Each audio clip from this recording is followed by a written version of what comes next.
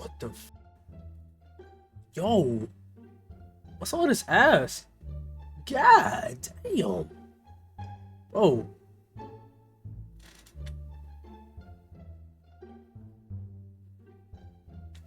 I don't know if I want to click that, bro. I don't know if I want to click that, bro.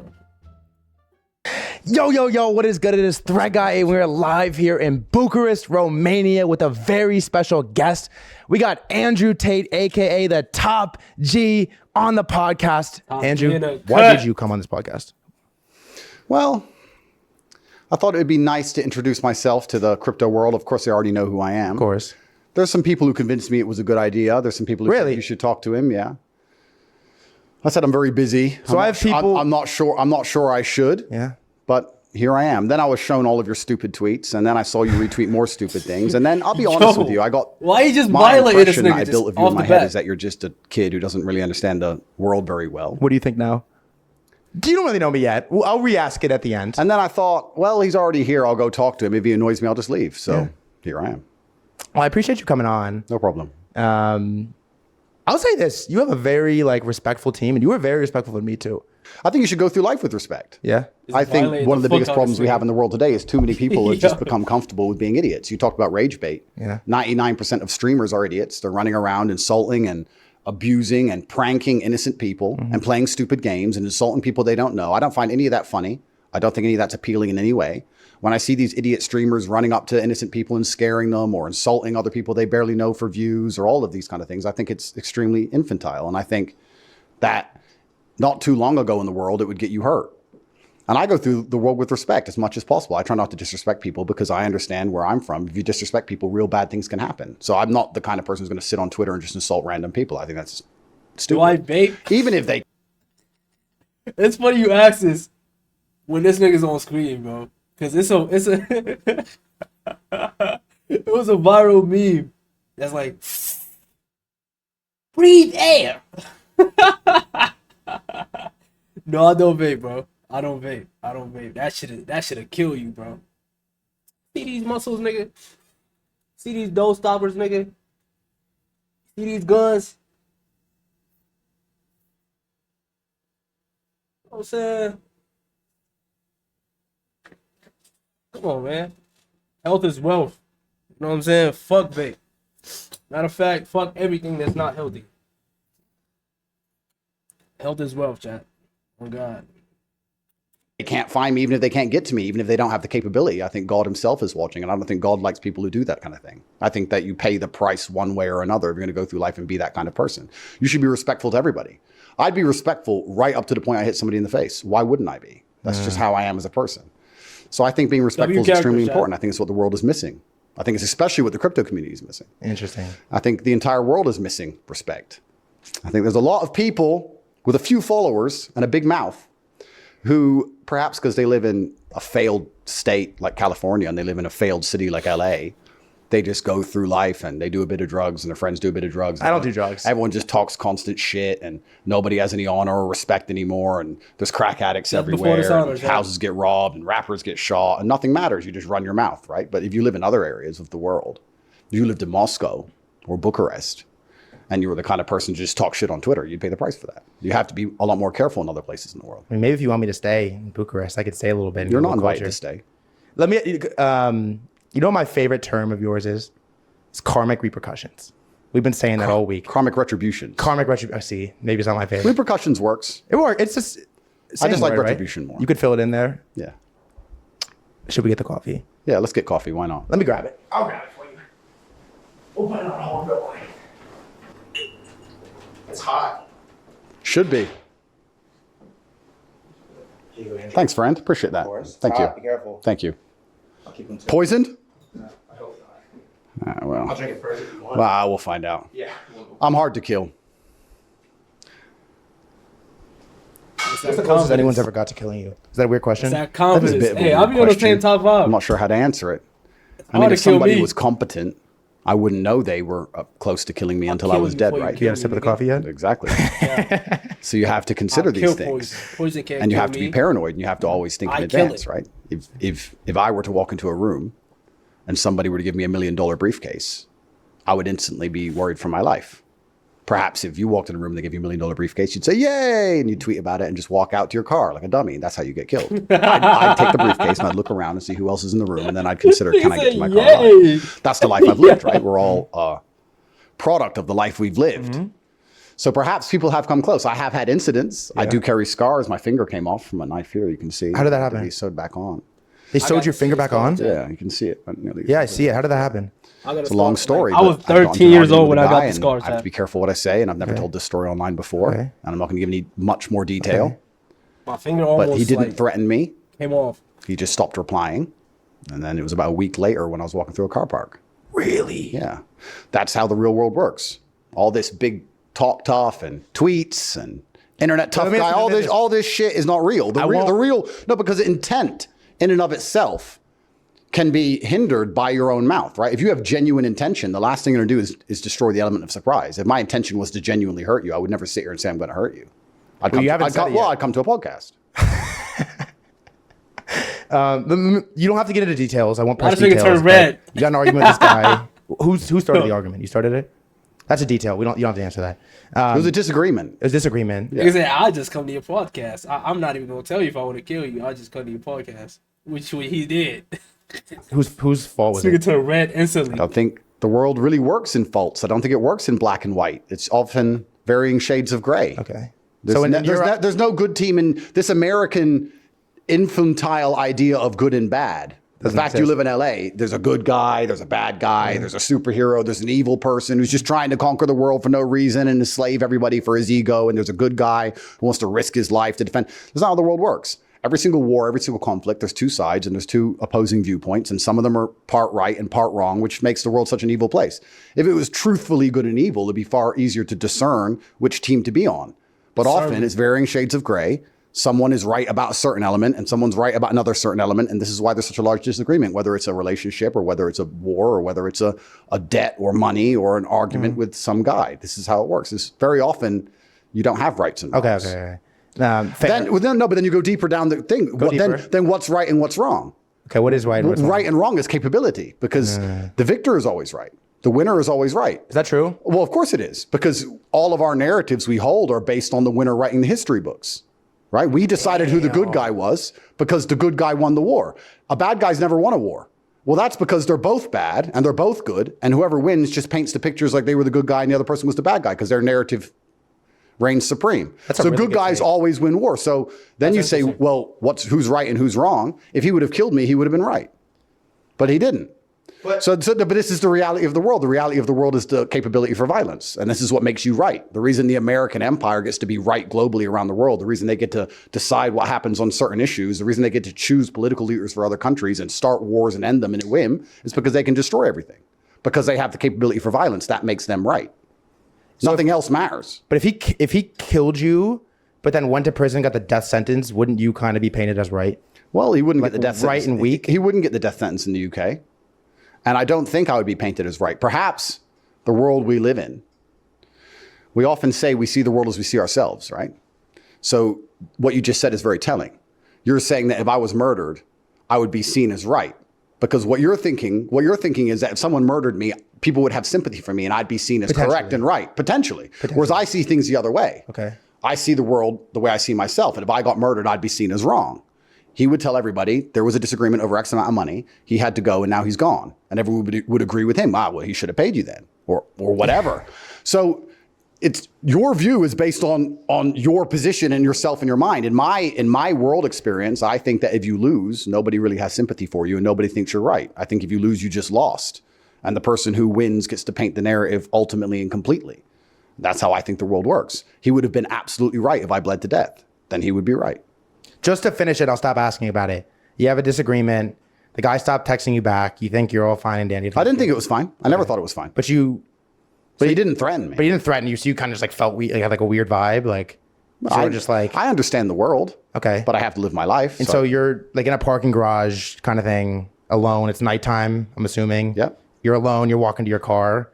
And what happens? Some like big dude just like approaches you with a knife or like catches you off guard. You open your car. He's in the passenger seat. Like, what was the vibe? Well, this incident was never formally reported. and I need to be careful how I answer these questions. Valid. But I carry the scar, and I think you can work it out. No, it's okay. It's hard to miss the scar. Yeah, you can do the rest of the math yourself. But I didn't die. Okay. So he wasn't No, correct. obviously. If I had died, I would have been wrong. I appreciate you sharing that with me. Let me ask you this: how much of like Andrew's actual life do you share on these podcast interviews versus what percentage of like your best stories do you think you've shared? Half, maybe. Half. We're gonna get that to 51 today, but all right, here's a real one for you. We got a bunch of stuff to talk about. We'll get into it. I promise. I'm a little scattered. I get all over the place a little bit. Let me ask you this: you do a decent amount of podcasts and interviews. There's a lot of people that want to interview. I'm sure you get a million requests a day. A fair amount of them turn into Andrew Tate hit pieces, and I'm sure that they don't. Do they? Which ones? A decent Peers? amount. Like Vice and some of these. Vice. Yeah. Right? That was a classic one. Yeah. I watched it in preparation for this. It didn't prepare me at all, but I did watch it. Yeah. Most of it. The ending was a little like not great. Well, they're a bunch of liberal dorks, right? They're all LA, And Vice is why. LA crew. Vice is why. They are LA, aren't they? That's Miami, I think. Is it? I don't know. I don't know this cesspit of leftism, this whole destroying the West garbage comes from. How do you like decide who you let interview you and not? You know the great thing about being rich? Yeah, what is that? You can just make it up as you go along. It's one of the best things about being rich. You don't need to have a system, and you don't need to really have a reason to do anything. I didn't have a reason to do this. I didn't have a financial motivation. I just thought, oh yeah, definitely not. If I finished, I think said definitely not. I know I'm not just paying you. turned around and just not come. You probably had a long day. Yeah, I could have. Tired. I can leave Yeah, that was now. I mean, I can do whatever I want, right? Nah, cause funny. So sometimes I say yes to things, and I don't really need a reason Yeah, because if you they work said, out the reason shit. for everything in life, the magic is destroyed. know that Have you ever part. had a girl You you're had truly to in tell love me. with, and you love her with all your heart? If you sit down and think, Wait, what? why do I have things, and I don't really need a reason, because if you work out the reason for everything in life, the magic is destroyed. Have you ever had a girl you're truly in love with, and you love her with all your heart? If you sit down and think, why do I love her so much? You can start to name the reasons, and you'll name the positive reasons. But if you do it long enough, and if you're a professional and you're trying to be compendious, you're going to end up naming all the negatives as well. You're going to name all the positives, you're going to name all the negatives, you're going to analyze them all, and you're going to work it out that you're spending all this money, and her tits are fake anyway, and you're not going to love her anymore. If you analyze it too heavily, the magic is gone. So maybe the magic of life is me just doing whatever I feel like because I have endless money. And I don't need a reason to do anything. Sometimes I talk to haters. Sometimes I talk to guys who like me. Sometimes I talk to small channels. Sometimes I talk to the biggest channels in the world. You emphasize that small channel is a little bit too heavy right there for me. Well, I mean, you're not the smallest I've ever spoken to. I'm sure you've probably heard this from a girl or something. You're not the smallest. But you know, you're not the biggest either. Let me ask you this: does size matter? I don't know. You from LA. You're gonna have to tell me. This is more your domain. But I just do whatever I feel like. And Nigga, does size matter? Where the fuck does this come from, bro? That was so random, bro. I had no reaction. Nothing could have prepared me for that. Where the fuck? I don't know. You from LA. You're gonna have to tell me. Hey, he better than me, gang. I ain't gonna lie. I would have sat there like, I would have talked to myself before I would have like talked to this nigga. I would have been like, did this nigga just say what I thought he just said, bro?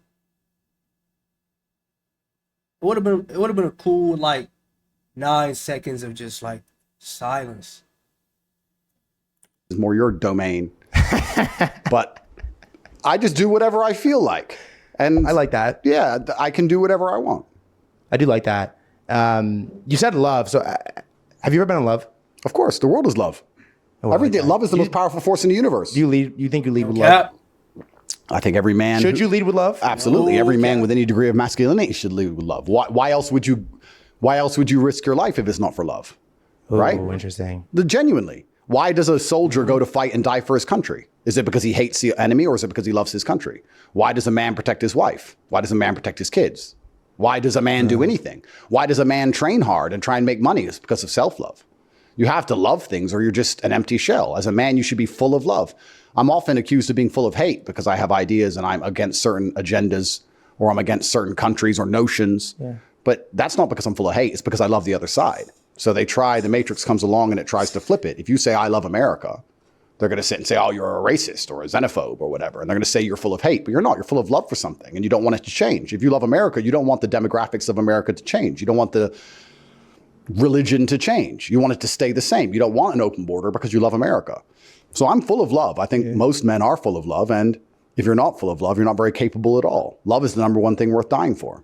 Do you love America? Well, that's an interesting question. I'm in the middle of a very delicate judicial process. Yeah, you are. And there are rumors that it was instigated by perhaps the number one superpower. Really? So I have to be very careful what I say. Do you think that's true? Well, No. I'm in love. You're not very capable at all. Love is the number one thing worth change. You want it to stay the same. You don't want an open border because you love America. So I'm full of love. I think most men are full of love. And if you're not full of love, you're not very capable at all. Love is the number one thing worth dying for. Do you love America? I agree, chat. Well, that's an interesting question. I'm in the middle of a very delicate judicial process. Yeah, you are. And there are rumors that it was instigated by perhaps the number one superpower. Really? So I have to be very careful what I say. Do you think that's true? Well, No way. if you're going through life in LA with that haircut, What do you think about haircut, by the way? shit, thinking Shit ass. I ain't gonna thinking lie. that Shit terrible. everything is just fair. Like your view of the world is just like there's a judge and there's a lawyer and there's the police and everything's just fair. I'll put this to you. People can't even play a basketball game without a referee because if there's no referee, they cheat. For a basketball game, now you're going to talk about elections, controlling a country. You're going to talk about war.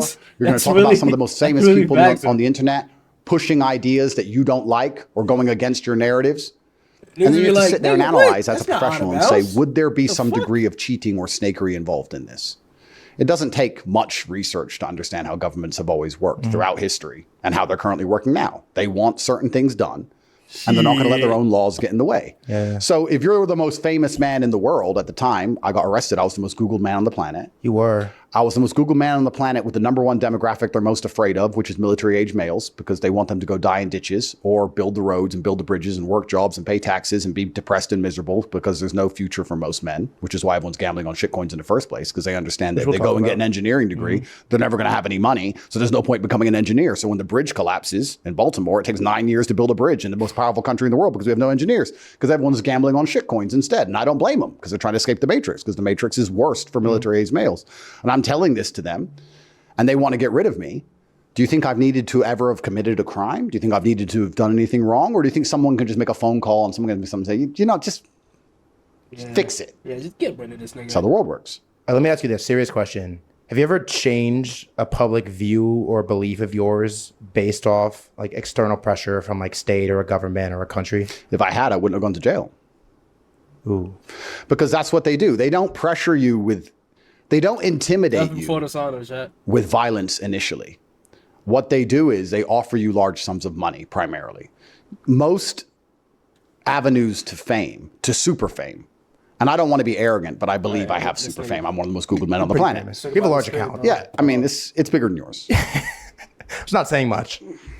Most of the avenues to super fame are gatekept, right? So YouTube can gatekeep you, your manager can gatekeep you, your producer can gatekeep you, a record label can gatekeep you, a sports team can gatekeep you. There's only certain things you can say before you end up losing your contract with whoever. And that team, that manager, whatever, those walls can be pressured into getting rid of you. I managed to become monumentally successful without any kind of gatekeeper. They kicked me off of all of the social media. It didn't work. I don't have a manager. I don't have a producer. I don't need a record label. You have a manager? No, it's all just me. So that annoyed them. And the reason they keep these gatekeepers in place is so that when they come out with certain narratives which can't be questioned, everyone shuts up, which is effectively how they get away with what they get away with. That's how the world works. So what they do with me, I can only speak from my own experiences. They come along and they say, here's $55 million. You're going to be sponsored by XYZ, but you're going to have official opinions on these topics. No way. And when you say no to that contract, which infuriates them, by the way, they're not used to people saying no to money. It's also why they're after Trump, because they can't bribe him. He's 70-something and he's rich. You can't bribe him with money. He doesn't care. And that annoys them, because especially when weak people become rich, when strong people become rich, they understand the realities of the world. But when weak people become rich, like crypto dorks, they think that money is everything and they think they can buy everyone. And when they find someone they can't buy, they get very angry. So when you turn these contracts down, they get very angry and they start to... Facts. Think about them niggas. Think about our people. Think about the African nations. Think about how every single person that comes into power that's not from a rich background, how does things play out? What happens? That's what he's talking about. Say things like, well, you know, you're very famous and you've had a long and interesting past, Andrew, and you might need important friends one day. This kind of veiled bullshit. Wow. And you ignore them, and then you get arrested and you go to jail. That's how it works. If I would have signed that contract, I'm sure I would not have gone to jail, and I would have $55 million extra, but I would have sold my soul. And this is what you have to do to become monumentally successful in the world today. You have to sell your soul and sell your sanity. That's, I'm sure I would not have gone to jail, and I would have $55 million extra, but I would have sold my soul. And this is what you have to do to become monumentally successful in the world today. You have to sell your soul and sell your sanity. That's why all these famous people talk such utter bullshit. That's why they say such garbage. That's why all the politicians vote against the interests of their own constituents. That's why most of the other large podcasters, YouTubers you can name are sellouts. That's why when I was canceled, they all stood up in unison and said, yes, you should be canceled. Yes, yes. Because Susan called them and said, do you want to keep your YouTube channel? This is how it works. It's all a scam. So to decide to be sovereign takes a degree of bravery that most are not prepared for. After I turned that contract down, I said on every single podcast, they're going to put me in jail for something. I started saying it over and over and over. I heard it. Because I understand the world. And I knew what was going to happen. And what's going to happen at the end of this imaginary case I'm charged with, I don't know. Maybe I'll go to jail for 20 years. Maybe. But my sanity is not for sale. So do I want to sell my soul? Am I going to wear a dress? Am I going to... Have you ever worn a dress? Of course not. I'm not going to do anything stupid for the idea of my own safety. Let me ask you this, is like... the question I want to ask you, sir, is if you were in my position, what would you do? And I want you to tell the truth. Would you have taken that money and would you have certain ideas? Because you're the kind of guy who just assaults people on the internet and you don't even think, you don't operate from a frame of honor. Yeah. So I'm asking genuinely. But let me say this to you. Would you take the money and just sell your soul? So the answer is no. You're not going to believe it. I don't have $55 million. I don't have a couple, to be honest. But you know this. You understand how crypto works. I don't care about crypto. I'm asking about your soul, your honor as a man. I'm going to tell you. I'm going to give you an example.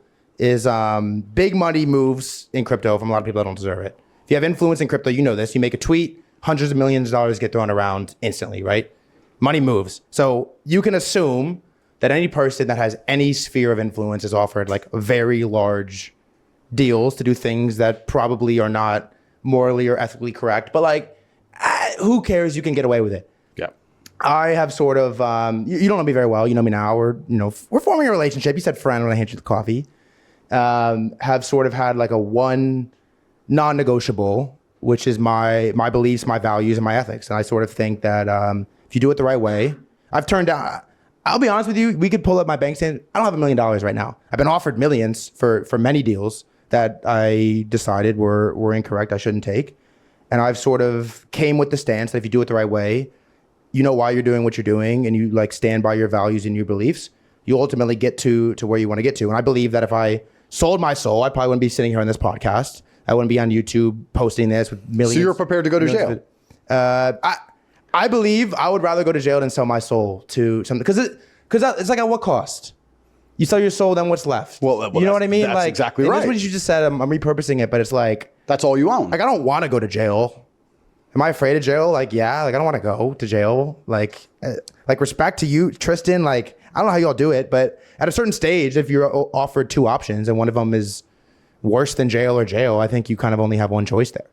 What's that choice? To sell your soul? It's to go to jail. It's like, which one's worse? It's funny though, because you say that and everyone I ask that question says that. Okay. But it's interesting. I seem to be the only person who chose that choice. Do you believe that you're the only person that chose that? Well, I don't know if I'm the only one, but there's a lot of people who clearly were happy to have a member of their team turns transgender to show the kids, or happy to say whatever Susan told them to in unison with a cancellation, or happy to agree with Israel, or happy to agree with LGBT, or happy to agree with BLM. There's a lot of people who instantly sign on the dotted line in unison instantly. And they're the same people who sit and say, oh, if I had the choice, I'd never sell my soul. Where are they? We wouldn't be in the mess we were in if it wasn't just me and my brother doing this. The fact is only us two, basically, and a few others standing against a system is the reason we're in the mess we're in. If you don't currently have a criminal case, You're not important in the fight against the system. If you're not currently, like myself, like Assange, like Roger Ver, like Russell Brand, like Trump, like if you're not currently going to court, you're a nobody. You're either a nobody or you're on the wrong side. That's crazy. That's the reality. You're either on the wrong side or you're on the right side, but you're an insignificant pawn on the chessboard and they're trying to take out the kings. If you're not living with a current attempted criminal conviction. So what you're saying is if I don't have a case active and I haven't sold my soul, I'm just insignificant? Unfortunately, yes. That's crazy. So once you get to a level of significance, They're coming. you're going to know because they're going to raid your house. Because your ability to speak freely is directly correlated with your insignificance. The reason you can say what you think is because nobody listens. Because nobody listens? That's crazy. The second that people listen to you or care what you say, then they're gonna police your speech. So the First Amendment doesn't exist in the first place. I don't know if I should feel good or bad about this. Because you get to a level of significance. They're coming. You're going to know because they're going to raid your house. Because your ability to speak freely is directly correlated with your insignificance. The reason you can say what you think is because nobody listens. Because nobody listens? That's crazy. The second that people listen to you or care what you say, then they're gonna police your speech. So the First Amendment doesn't exist in the first place. I don't know if I should feel good or bad about that. Well, I mean, you could probably sleep easier than me. But then is your life goal to sleep? No. Like, is your life goal to be comfortable and sleep easy and not worry about the police coming and just do and make little podcasts? Or is your life goal to be remembered in one of the last periods of human history when the enslavement could be resisted? Really? Talk to me about that. Well, you have to decide what you're here on Earth for. How much time do we have left? Well, I don't know. AI is pretty scary, isn't it? It is, yeah. Don't you think it's escalating faster than the human mind ever possibly could? Tell me this, like, I feel like no one's really talking about like how fast and rapidly AI is getting insane.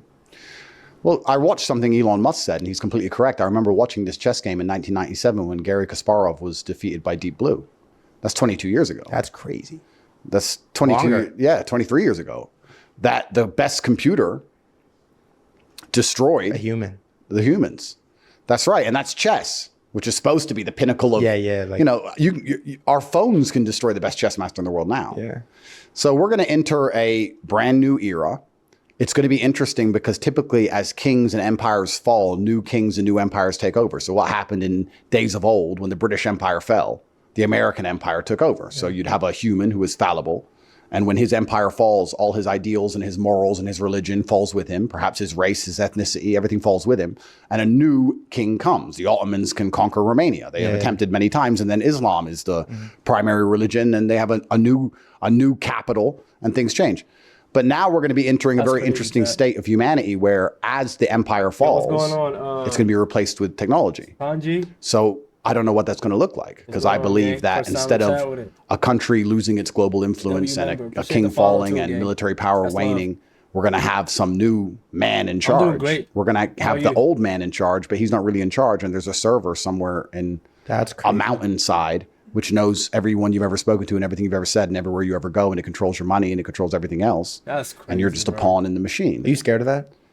I don't operate from a frame of fear, so I don't operate. Scared is crazy. With the idea. What does scare you? Like, do you? Well, scared is not a mental frame I subscribe to. So it's not about afraid.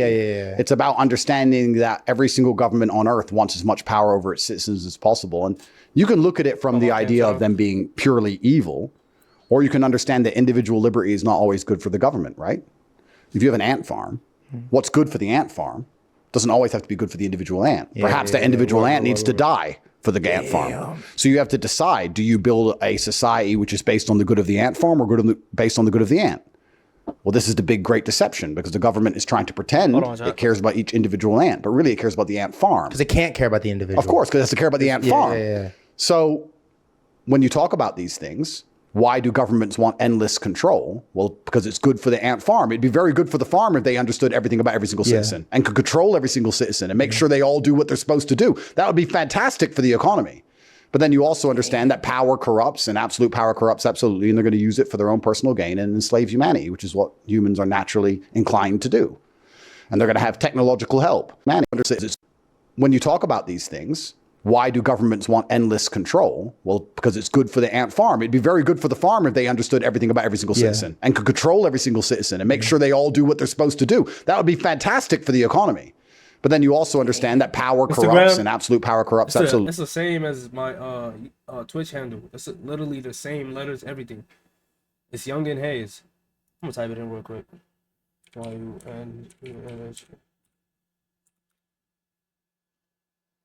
and they're going to use it for their own personal gain and enslave humanity, which is what humans are naturally inclined to do. Absolutely. And they're going to use it for their own personal gain and enslave humanity, which is what humans are naturally inclined to do. And they're going to have technological help. So we're entering a very interesting stage in the evolution of history. And I think now encouraging people to think freely is more important than it's ever been. And encouraging men to be masculine in regards to they believe in something outside of themselves, which is the masculine imperative. The masculine imperative is to understand that it's worth dying for something that isn't me, which is the masculine, interesting stage. And they're going to have technological help. So we're entering a very interesting stage in the evolution of history. And I think now encouraging people to think freely is more important than it's ever been. And encouraging men to be masculine in regards to they believe in something outside of themselves, which is the masculine imperative. The masculine imperative is to understand that it's worth dying for something that isn't me, which is the main primary difference between men and women, which we can talk about in a second. Okay. But I think now is one of the last periods of human history where you can even do those things, because soon we're all going to be half cyborg with chips in our brains. And if you try and think the wrong thing, you'll get an electric shock instantly and your electric car won't start. Crazy. And that'll be it. So this is one of the last eras of free think, which is actually, it's very interesting. I think when I talk about the masculine, I think the masculine naturally oppose enslavement, any man with balls anyway, which is few and far between. But the reason that we naturally oppose enslavement is because we understand we were the ones who got murdered. If you look in days of old, if the Romans conquered the Greeks, all the military age males were killed. The women weren't killed. The women were added to harems. They were sex slaves and they had kids and they got integrated into the new tribe. Whereas the men had to die on the spot. So we're naturally more xenophobic. We're naturally more racist. We're naturally more territorial. We're naturally more opposing to enslavement. We're naturally more these things because we understand that once those things come into power, once another power structure comes into play, which isn't us, we're going to die. Women aren't like that. Women are pro-migration and pro-liberal ideas and pro-free think and pro-LGBT, pro all this shit, because they know that it doesn't matter what happens. In the end, they just end up a sex slave and it's like, whatever. One thing about women, bro, decision making is based off emotions more than it is about logic. You know what I'm saying? See, how women was created, they have the right side of the brain, which is, you know, the creativity, the divine feminine. You know what I'm saying? But the men, on the other hand, is divinely masculine, which is the left side of the brain, which deals with logic and you know, things like building, protecting, things of that nature. So, I mean, it's just how the natural, you know what I'm saying? Like, they just living off their natural instinct. You know what I'm saying? Because as men gotta be the protectors. Men gotta be the leaders. You know what I'm saying? So I feel what he's talking about right now. But most of them are sex slaves anyway. They're already with some guy for money and that's a crazy take. Paying their rent. So that's why they're not afraid of it. But the masculine frame is afraid of these things, because once an opposing viewpoint to your own comes and they have the power, who's right? How many women? What did I say? We're looping back to what I said at the beginning. Who is right? Damn. Who's right? Answer. It's a question. The man who can kill you is right. Yeah. Who's right? The people with the most force are right, always. So when another wins, of course, who wins is right. I've never really thought about that before. It's an interesting take, though. Well, it's the truth. This is all of history is based on who was right and who was wrong, and it's very simple: who won and who lost. You're talking about paying rent. How many women's rent do you actively pay? No, but the point I'm making there, we don't have to talk about me paying women's rent. We have to talk about the point I'm making is that there are a lot of women, especially in the Western world, which already see themselves as part of a harem anyway. And they're like, oh, fine, whatever, my bills are paid, I'm taken care of. And they don't really care if the power structure which pays their bills change as long as their bills are paid. So women are naturally more selfish than men. Whereas men understand that they will die if their way of life changes, which is why we are naturally more resistant to enslavement and change, as we should be. That makes us the protectors of society. But that's a masculine trait. When I say masculine trait, I do not mean simply biological male. I mean a masculine man, male. Which is LA. I don't know if there's any left. You're looking at one right here. I promise we're gonna talk about crypto and shit in a little bit. I got a few more things though. Do you feel like the pendulum is like shifting back to free think, masculinity, and sort of like getting away from where we've been in the last couple of years? I hope so. Pendulum swing, right? Yeah. That's the whole point. It goes too far one way, and it goes too far the other. It certainly went too far one way. Oh, there's no doubt about that. And fast, right? Like it happened.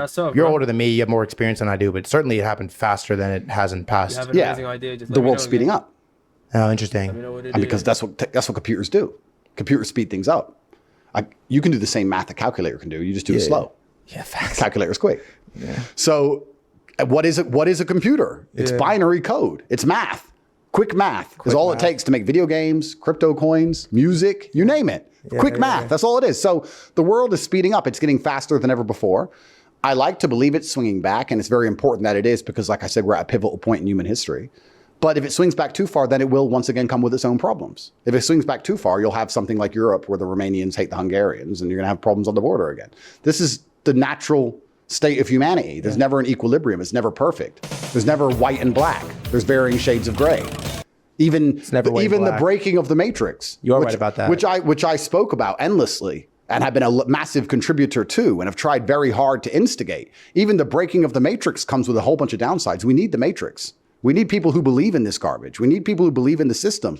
Once everyone's minds are free, once everybody understands what I understand, there's not going to be anybody waiting at a traffic light, and there's going to be nobody working a minimum wage job, and the whole economy is going to collapse. It's all over. You need people who sit and go through life and believe that they follow the rules and do what they're supposed to do, that the government cares about them, and it's all going to be okay, and just get my booster jabs, and everything's going to be fine. You need these people because someone has to wash your fucking car. That's the reality of the world. If the matrix breaks too much, then we have a new problem because then we have chaos. Because once the matrix completely breaks, you end up with warlords. So let me ask you this. If everything you say about like breaking the matrix and people sort of following your beliefs and your ideals happens and society as we know it sort of collapses because there is no one sitting at traffic lights working minimum wage jobs, what's the outcome? Like you won, but like at what cost? Well, the beautiful thing is that most minds are not ready to be free. So it's like they couldn't even be freed if they wanted to. That's the great thing about it. So I'm looking for the people who are prepared to listen to me. And there's only a select few who understand what I'm talking about. Most people say, oh, Andrew's crazy. He's crazy. Oh, yeah, I'm crazy. I'm crazy. You go back to work in Starbucks and I'll be crazy over here on my private jet. It's no problem. You just work at Starbucks. And yeah, I need a coffee. Thank you. It's no problem. It's no problem for me, genuinely. Yeah. But you need the matrix because without the matrix, then you go back to the baseline of humanity. What did I say the baseline of humanity was? Do you remember? I said, text me on IG. Text me on IG, Instagram. Let me know what's up. Say it again. Violence. This is the baseline of humanity. I say crazy over here on my private jet. It's no problem. You just work at Starbucks, and yeah, I need a coffee. Thank you. It's no problem. It's no problem for me, genuinely. Yeah. But you need the matrix because without the matrix, then you go back to the baseline of humanity. What did I say the baseline of humanity was? Do you remember? Say it again. Violence. This is the baseline of humanity. Once you lose faith and control in systems, of course it is. I can prove it to you. You believe in violence. Everybody here understands violence. If something were to happen in this room, you'd call the police, right? Yeah. And if the police turn up, and I or you or anybody else resists the police, what do? It gets violent. Of course. So the police are violence by phone call. Damn. If you get a parking ticket and you don't pay your parking ticket, they come collect that shit. Well, that's right. They add more money on. You don't pay it. They say go to court. You don't go. They come with a bailiff. You resist that. They call the police. You resist that. So they put a bunch of layers on top. Yeah. But the only reason you care about the ticket in the first place is because you subconsciously know that one day it will get violent if you do not pay that ticket. Yeah. Otherwise, it will get violent. Not because you want to pay Of course. So the bottom line of everything is violence. So once the matrix completely cracks, you end up with warlords. Then you end up with opposing teams. And you have this in some countries now. You have it in Haiti. You have opposing teams. Who has the most guns? Who can be the most violent? Who will win? And who is right and who is wrong will be decided by the dead bodies on the street. Who wins? That's the bottom line of it.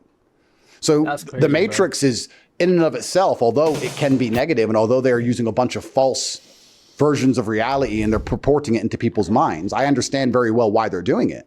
Because what they're trying to do is put enough layers of fluff and garbage on top of the violence that most people, like yourself, don't even realize they're living in a world which is governed by violence. That's crazy. You are governed and controlled by violence, and you don't realize it because you think it's all about parking tickets and fines and probation and all this garbage is just, please don't make us get violent. Yeah. That's all it is. So the matrix is built on top of that. And for people to still believe in that keeps a lot of humanity sane.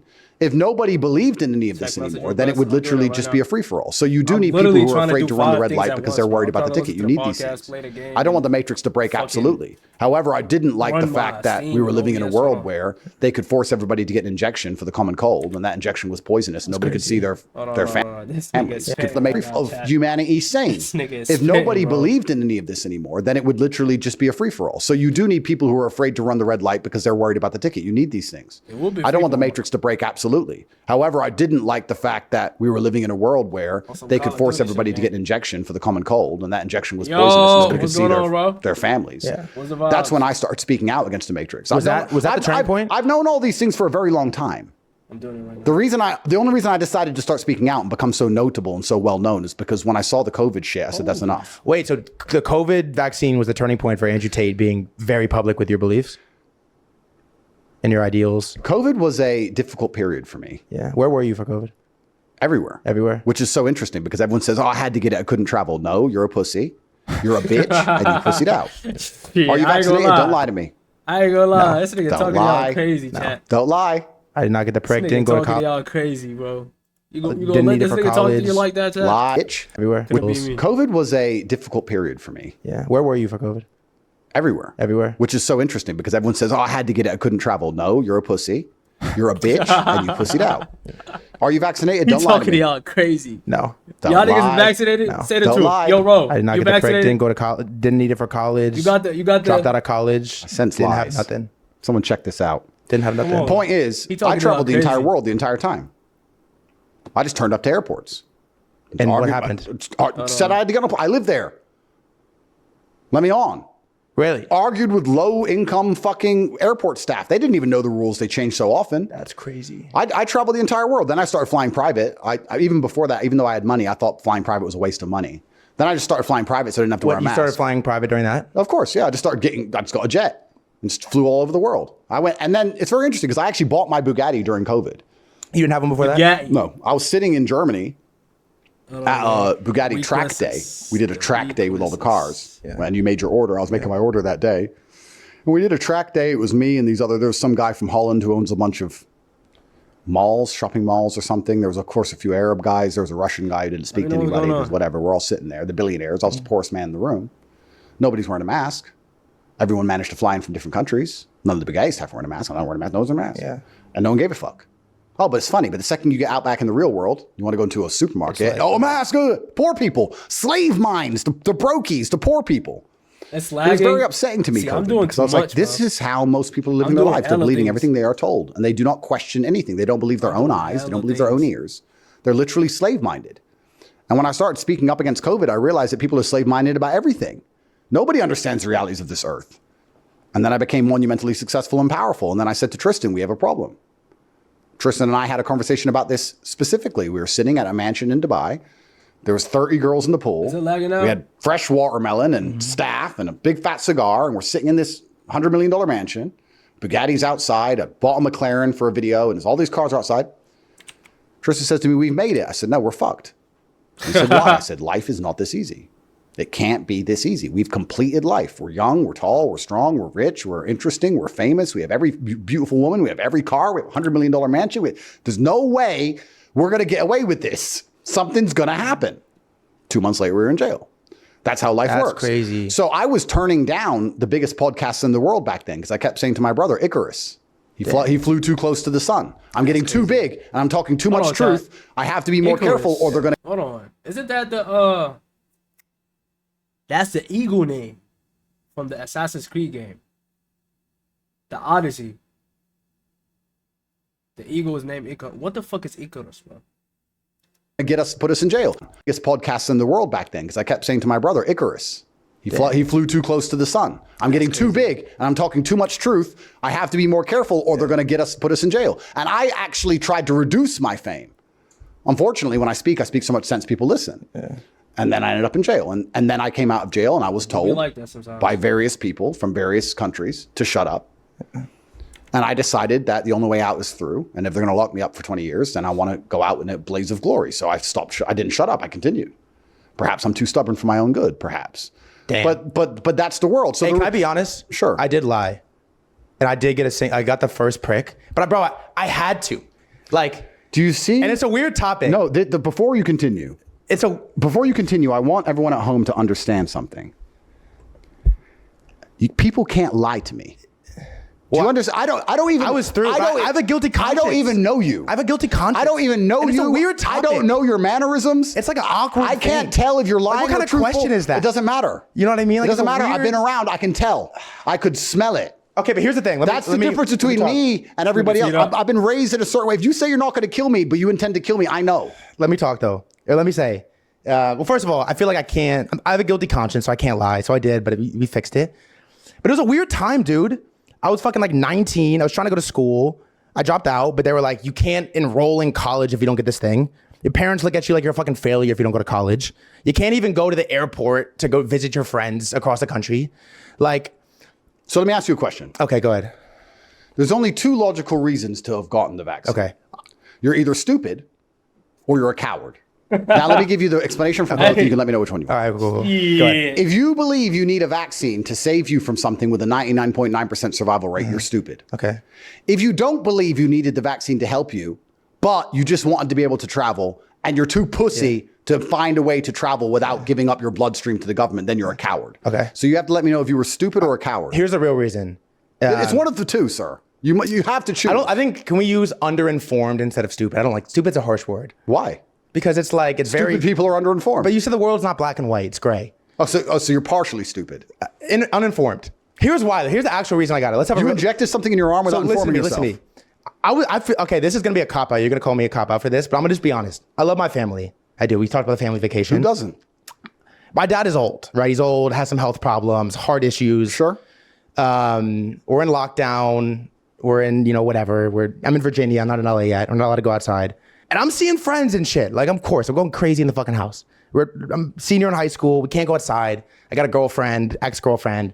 Like, we can't see anyone. And I'm going out and I'm meeting people. I'm seeing my friends, whatever. And I got to the point where this was still when people were like scared of COVID. It wasn't like I was never scared. well, but I'm not the top G, okay? It was at the time where you didn't really know what the deal was, especially for old people. I knew. If you were old, you're not. If you were old, It's You decent. think I don't know old people? well, you do. But you kind of, I'm built different. You fell for Yeah, the but- psyop. but- You were psyop, I don't want sir. my dad to Just die. say you were psyop. I 100% was psyop. You were psyop. But I don't want my dad to die. Okay, you were psyop. But this is what's so interesting about the world. So now we can talk about another subject because you were psyop. And this is what's so interesting. All right, go ahead, This go is ahead. a life lesson Go ahead, for go everyone ahead, at go home. ahead. No, this is interesting. All right, go ahead. I might have to This is cut why this. you have to Do I correct. cut this out? No, keep All it right, in. Keep going. This is why you have to curate your circle so heavily in life. Because if you're hanging around with men who can be psyoped, even if their loyalty to you is absolute, even if they love you with all their heart, they're worth nothing Yeah. when a psyop comes along. Valid. Which is also why we can apply this to relationships. Let's apply it. You could say this to everything, right? Yeah. A man says, "Oh, I trust my wife. I love her with all my heart." I say, "Yeah, but she's a female. She loves you too, and she means it when she says it. Of course she does, and she's loyal to you because she loves you. Yeah. But she's a female. She can be scared. She can be intimidated. She can be psyoped. Things can change. Yeah. When she sits in front of a police interview, and they tell her that you're going away for life." And that she's going to go with you unless she signs that paper. Yeah. She will sign it because she's self-interested and she'll just go and be someone else's sex slave. That's what she'll do. And she'll just move on and leave you to die. That's the reality of the world. Yeah. Someone else, unless you anything comes along. Valid. Which is also why we can apply this to relationships. Let's apply it. You could say this to everything, right? A man says, "Oh, I trust my wife. I love her with all my heart." I say, "Yeah, but she's a female. She loves you too, and she means it when she." A man says, "Oh, I trust my wife. I love her with all my heart." I say, "Yeah, but she's a female. She loves you too, and she means it when she says it. Of course she does, and she's loyal to you because she loves you. But she's a female too." Because if you're hanging around with men who can be psyoped, even if their loyalty to you is absolute, even if they love you with all their heart, they're worth nothing Yeah. when a psyop comes along. Valid. Which is also why we can apply this to relationships. Let's apply it. You could say this to everything, right? Yeah. A man says, "Oh, I trust my wife. I love her with all my heart." I say, "Yeah, but she's a female. She loves you too, and she means it when she says it. Of course she does, and she's loyal to you because she loves you. But she's a female. She can be scared. She can be intimidated. She can be psyoped. Things can change. When she sits in front of a police interview, and they tell her that you're going away for life." And that she's going to go with you unless she signs that paper. She will sign it because she's self-interested and she'll just go and be someone else's sex slave. That's what she'll do. And she'll just move on and leave you to die. That's the reality of the world. So what you're actually advertising to the world right now, and I hope you do not cut this out, sir, is that your friendship is worth nothing. Because you can be psyoped into the other team near instantly. You are probably the kind of person who was mad at the unvaccinated. People like me who were refusing to get vaccinated while traveling the entire world. You have to understand. crazy, though? No, what's crazy is this. Have you looked in the Nah, what's crazy is all them niggas just came out and said, "Yo, we lied." All them Pfizer niggas, AstraZeneca niggas, bro, they facing crazy fines. They in court probably as we speak, bro. That's what's crazy. Them niggas just came out, said, "Yo, I ain't gonna lie, gang. It might get you some blood clots. I ain't gonna lie. It's rare though. You know what I'm saying? You know what I'm saying? It's 1 in a million. But hey, the vaccine does cause certain types of, you know what I'm saying?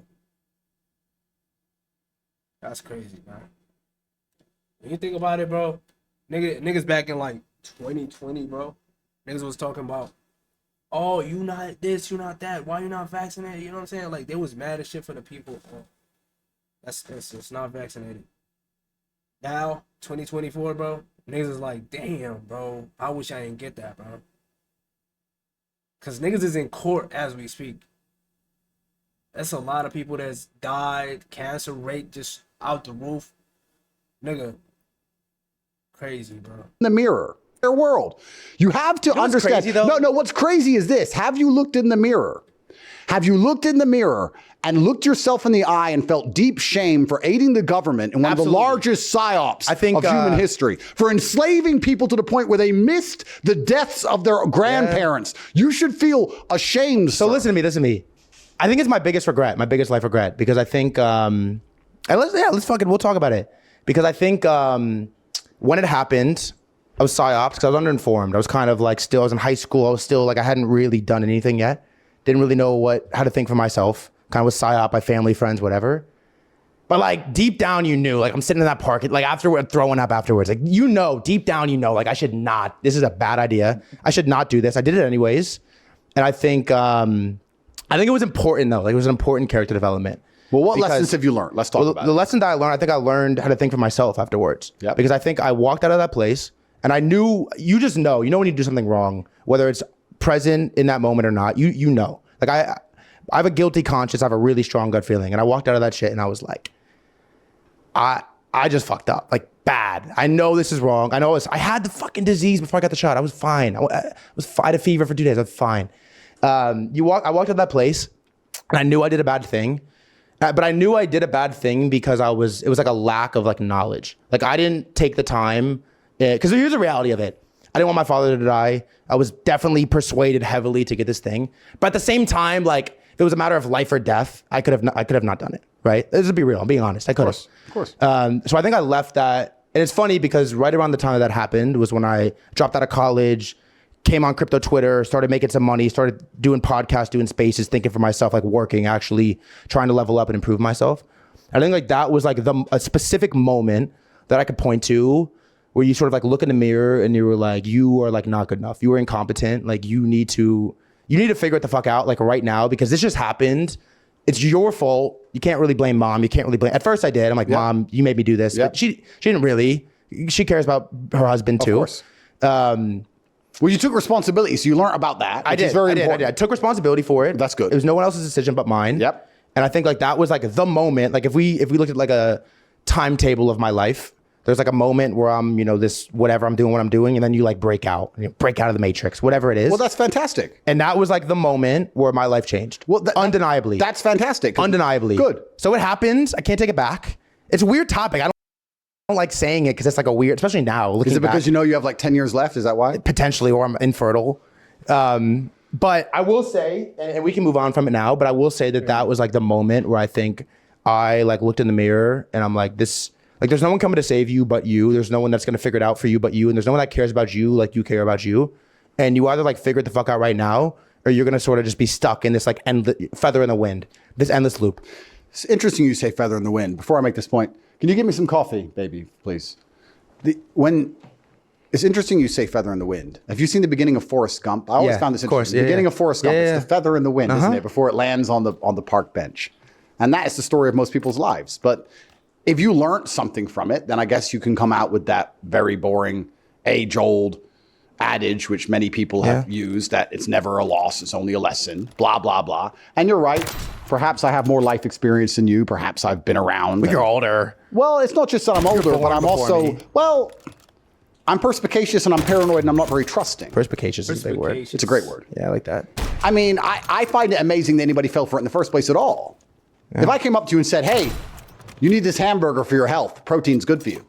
You'd say, I'm not really hungry. You need to have it. If you don't have it, you can't leave your house. I'm like, what the fuck? Eat this fucking burger. Eat this fucking burger now. Or your dad will die. You'll be like, you know what? I don't really trust this burger. Why does he want me to eat this burger so bad? Oh God. Now, perhaps it's just my upbringing. Perhaps I was raised on the streets where I understand nothing is free. You go to the government and you say you have cancer, they don't give a shit. But if you have the common cold, they want to give you 8 injections and will do anything to get it done. Oh, come on, bro. I've been around. I'm not a dumbass. But anyway, I'm glad you admitted it. It's actually no. My tone towards you is going to change. Yeah. Now. Well, I'll say this. You admitted you lied. I respect that. I respect that, sir. I appreciate that. I knew you lied because no one can lie to me. But I'm glad you admitted it. Yeah. I'll be 10% nicer. So 110. All right, let me say, this is the last thing I want to ask you, and I want to talk about some crypto stuff. I was listening to a podcast you did not that long ago, and I don't really want to talk about the trial and all of this. Yeah, it's boring. But you had a take that I thought was interesting. I never heard anyone say it before. And it was basically like, if you're rich, financially rich, and you're not prepared to go to jail, like your life is not set up where you can go to jail and your people can be protected, your kids, your women, whatever it is, Correct. You're poor. Yep. And my question for you is, how do you prepare for jail? Well, once again, I'm in an interesting legal predicament. But this actually ties back into what we were saying earlier about selling your soul. Because you don't own anything else. I don't think many people at home actually understand that they don't own anything. You buy a house, you own it until you don't pay the property taxes, then they come and take it off you. How do they take it off you? Violence. Police come. If you disobey the police, you get shot. They come with violence. Then you go to court and say, that's my house. I paid for it. My whole family have lived there. It's mine. And they say, but you didn't pay your property taxes and we put the taxes up even though we've just randomly raised them and you can't afford it because you lost your job because you were locked in your house because of Corona. We still took your house off you. How do we decide if they were right? Well, they have the guns. So they're right. Doesn't matter how unfair we think it is. They're right and you lost it. It's the same with money in a bank account. It's the same with Bitcoin. I mean, unless you have a boating accident, if you leave it on an exchange, trust me, they'll take it. Which is crazy, by the way. I heard you say that. They'll take it. They'll find it. If they get your computers, laptops, etc., they'll find it. It's very hard to be rich now because most people are so concerned with making money that they never sit and think, what would I actually do? Yeah. Let me ask you a question. If I gave you $50 million today, let's say I gave you 1 month's salary. Yeah. Take it. Where would you put it? W-Flex. I was going to ask you this question. Because you put it in the bank, they'll take it. I don't know. On an exchange, they'll take it. You can try and put it in on a Trezor and hide the Trezor. You're going to get killed, right? Well, you have to make sure no one knows about that Trezor. Yeah. And you have to make sure they don't put you in a police cell and say, look, if you don't tell us the password or you don't tell us the recovery key, the seed phrase, you're staying in this room for the rest of your life. Yeah. You put it in gold. How are you going to move gold around? Yeah, what do you do? What do you do with it? You buy property. But then you have to take the property. Well, they'll take the property. So then you have to sit and analyze all the world's governments. You buy Bugattis, they take the cars. Of course. So you have to sit and say, well, which government is least likely to take things away from me? And then you realize you're living inside of the American empire. So any government which you'd like to live in, at least, the American empire can pressure. Yeah. If you're important enough, if you're not insignificant, you have a house in Thailand. The American government can, via their embassy, pressure the Thai government to take the house. Thai police turn up. Ching, ching, choo, choo, choo, choo, choo. You start arguing with them. You don't speak Thai, whatever. They kick you out. It's not yours. They're right. They got the guns. Welcome to the real world. So what do you even do with money? And then what do you do with money once you go to jail? What do you do when the mother of your children is crying on the phone saying, I need money? And you're like, well, this call's recorded. So you're just going to have to wait. Damn. I'll fix it. This call's just recorded. Wait. Oh, but, shut up. Shut up, yeah. The call is recorded. Wow. But women, they're women. Oh yeah, but I need to. So here's. I'm going to answer your question. Go. Then you realize that power is loyalty and loyalty is power. Power is loyalty and loyalty is power. So the only way you can truly set yourself up to go to jail is have loyalty. Is to have other people who can fill your place when you're in jail. How do you vet loyalty? Well, that's another whole very interesting topic. But the point I'm asking, a hypothetical situation. Let's say a hypothetical scenario. Let's imagine there was this very tall, handsome, smart, funny, interesting, rich, charismatic, 5'11". No. He has to be at least 6'3", called Top G, who's in jail. And let's imagine that he was being hit with a global embargo for money laundering, part of a bullshit case. Yeah. And that every government in the world was trying to shut him up and take all of his things.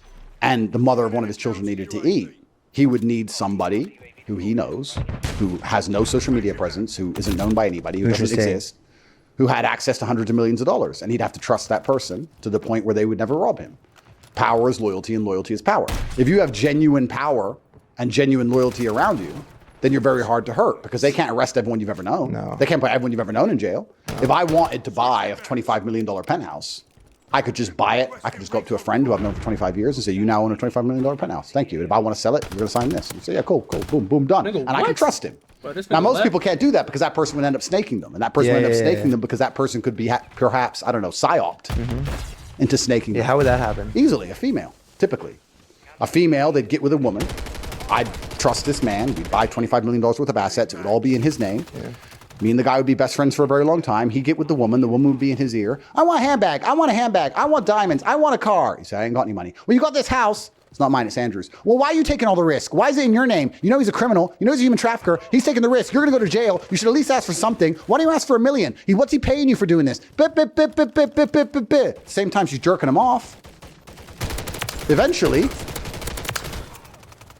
And that's why you can't be around men who can be psyoped. Because women are the #1 psyopers. Damn. And that's why you can't trust women, because they can be psyop themselves. This is the exact point of life. So you have to find men who are rigid in their mind state and loyal to honor and dignity and mission and creed above all things, which is so difficult to find. But if you do have those things, they're near impossible to hurt.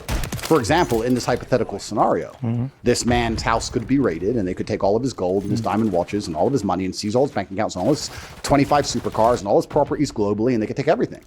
And then he'd get out of jail and have 25 new cars in a week. Be interesting how that could perhaps happen. What the fuck? But that would be down to having true loyalty around him. But birds of a feather flock together, right? Ooh. So you're never going to have true loyalty if you're not truly loyal yourself.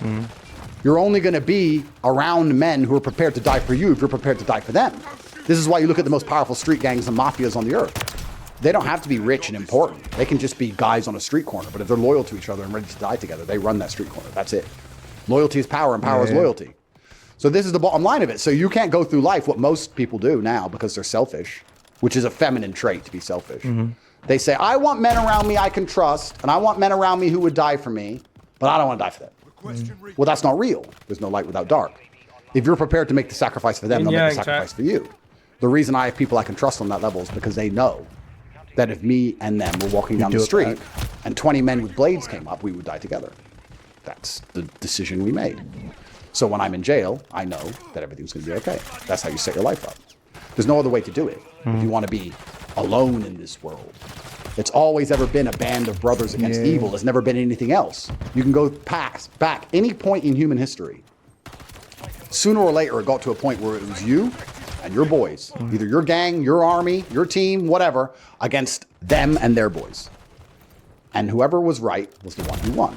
And that's all it's ever been. It's all it's ever going to be. That's what it comes down to at the end. Yeah. Whoever's right is the one that won. That's right. And the government's going to come for, it came for me. If you continue on this path, if you manage to become successful one day, they're going to come for you. And you have to sit down and ask yourself and look in the mirror and say, if they came for me with the full force of the most powerful government on the planet, who would pay my bills? Who would take care of my woman? Who would pay for my kid? Who would do these things? You have to ask yourself that question. Would you do it for me? The problem is, sir, I don't know if you'd ever do it for me. Oh, interesting. So this is what I'm saying. Yeah. Sure, I'm the kind of guy, you could give me your meager income and I wouldn't notice. I could put it in some fucking account and it's cigar money. It's nothing. And I'd take care of your family because I'm a nice man. But would I do it knowing you'd never return the favor? I'm not sure because I'm also not an idiot. So you have to find somebody you're prepared to suffer for them to suffer for you. This is how the world works. So it's impossible to be rich and a lone wolf. It's impossible to be much and be a lone wolf. This whole idea of Rambo, like you see in the movies, that one guy. It's a cool movie. Well, it's a cool movie, and Rambo's the man. Yeah, Rambo's lit. He's the man. Yeah. But one guy doesn't win. Yeah. It doesn't matter how capable you are. I'm a retired 4-time kickboxing world champion, but if 50 men attack me, it might be close. This is how it works in life. People don't have to be that special in numbers. So if you have a group of 100 men, even if you're looking at something, we can apply it to crypto because it's a crypto podcast, and you like the word perspicacity. So yes, that's a great word. So let's use it. Your perspicacity is amplified. 5. It's amplified. Japanese. Perspicacity is amplified. That's why I fuck with dude. By the number of people who are all looking You for the speak same the same thing. language I speak. Look at lemmings, right? They all look in different Japanese, my directions. boy. The herd. Most people are lemmings. Most people are not lions. I'm a lion, let's say. I still have a pride, right? But lemmings need people more than anything. If you're a normal person, the number one thing you need is brotherhood. Because you're a fucking lemming. You don't stand a chance. You need a bunch of people looking in different directions and try to check which crypto coins coming, which vaccine they're gonna make me take. You need, because you're a little dumbass. You haven't even got any weapons. You're a total nobody. Yeah. So, bro. If you think you're gonna get through this world by yourself, you don't stand a chance, because even enough hyenas can kill a lion when it's on its own. Yeah, This is the reality of the world. So you need to have brotherhood. Brotherhood is everything. It's always been everything. Brotherhood has been the basis of my life with my brother, my biological brother, and my best friends. I still live with my best friends to this day. I've had women try and psyop me out of it. Why do you live with your friends? Because they can fight and I can trust them. Why do you want me to live with you? So I can buy you shit. Is that it? No, you want to sit and watch TV and me buy you gifts? Is that what you think that's appealing to me? And I can sit around dealing with you? No, that's not appealing to me on any level. They can fight and I can trust them in any scenario.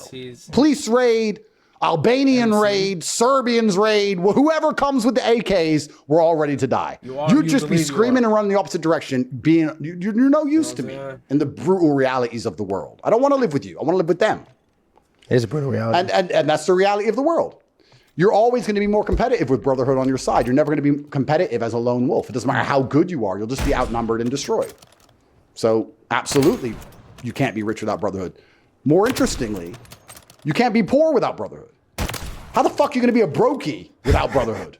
That's even worse. Yeah, low-key. Well, there's strength in numbers, right? You can go to the poorest countries in the world. They have the most kids. Why? Because one of them might make some money. If they all beg, we'll have some money. Some of them will survive. Like, it's just strength in numbers, right? We can't have one kid in a village in Africa or in India. It's not how it works. There's massive strength in numbers. So you should be prioritizing your brotherhood. It's one of the quickest and easiest ways to get rich. A lot of my fans have moved in with their friends or moved in with their biological brothers and amplified their lives. It's not hard to work out that if you have 5 people pooling an income and you all trust each other, you can acquire assets quickly. You don't even need to have high incomes. If you have 5 men pooling their assets, pulling anything. Well, you buy a Lambo, you buy he a house, lying? you buy something that's going to generate profit. It's not difficult to do if you can find men you can trust. And that's the way society was until recently. That's now men are separated. separated. Why are we separated? We're separated because we're not as powerful. If you had 10 men living in one house, it'd be a lot harder to psyop all 10 to get the vaccine, because all 10 would probably unify around a table and say, are we doing this or not? So you're trying to tell me it's easier. One guy with a chick, even easier. It's even easier to get him. African people don't be just having kids. No, just do it for the grandma. Nigga, I'm African. I know he's not lying. Men in groups are scary to the establishment, because men in groups were resilient. Men in groups are, to a degree, I wouldn't say confrontational, but I would say that consequences seem a lot less real when you're with your boys. You go out drinking, you go out, you get in a fight, you don't care, you're with the guys. You're like it's something that we've evolved with for when we're supposed to go to war. Shoot us then, fuck you. It's just inside of us. So they don't want us to be that way. So that's why they deliberately attack the idea of brotherhood constantly. They don't like the idea of brotherhood. They'll call it gay, or they'll say it's homo, or men shouldn't do that. You should live with your chick, and your chick's crying, I want a new car, I want a new car. And men just get dragged away from it. And this is a Western world phenomenon. It doesn't happen in other countries. I'm telling you. African children, bro. Islamic guy. Grew up in Luton, African which is family. Wait, what the fuck? Islamic town inside of the Islamic country of Great Britain.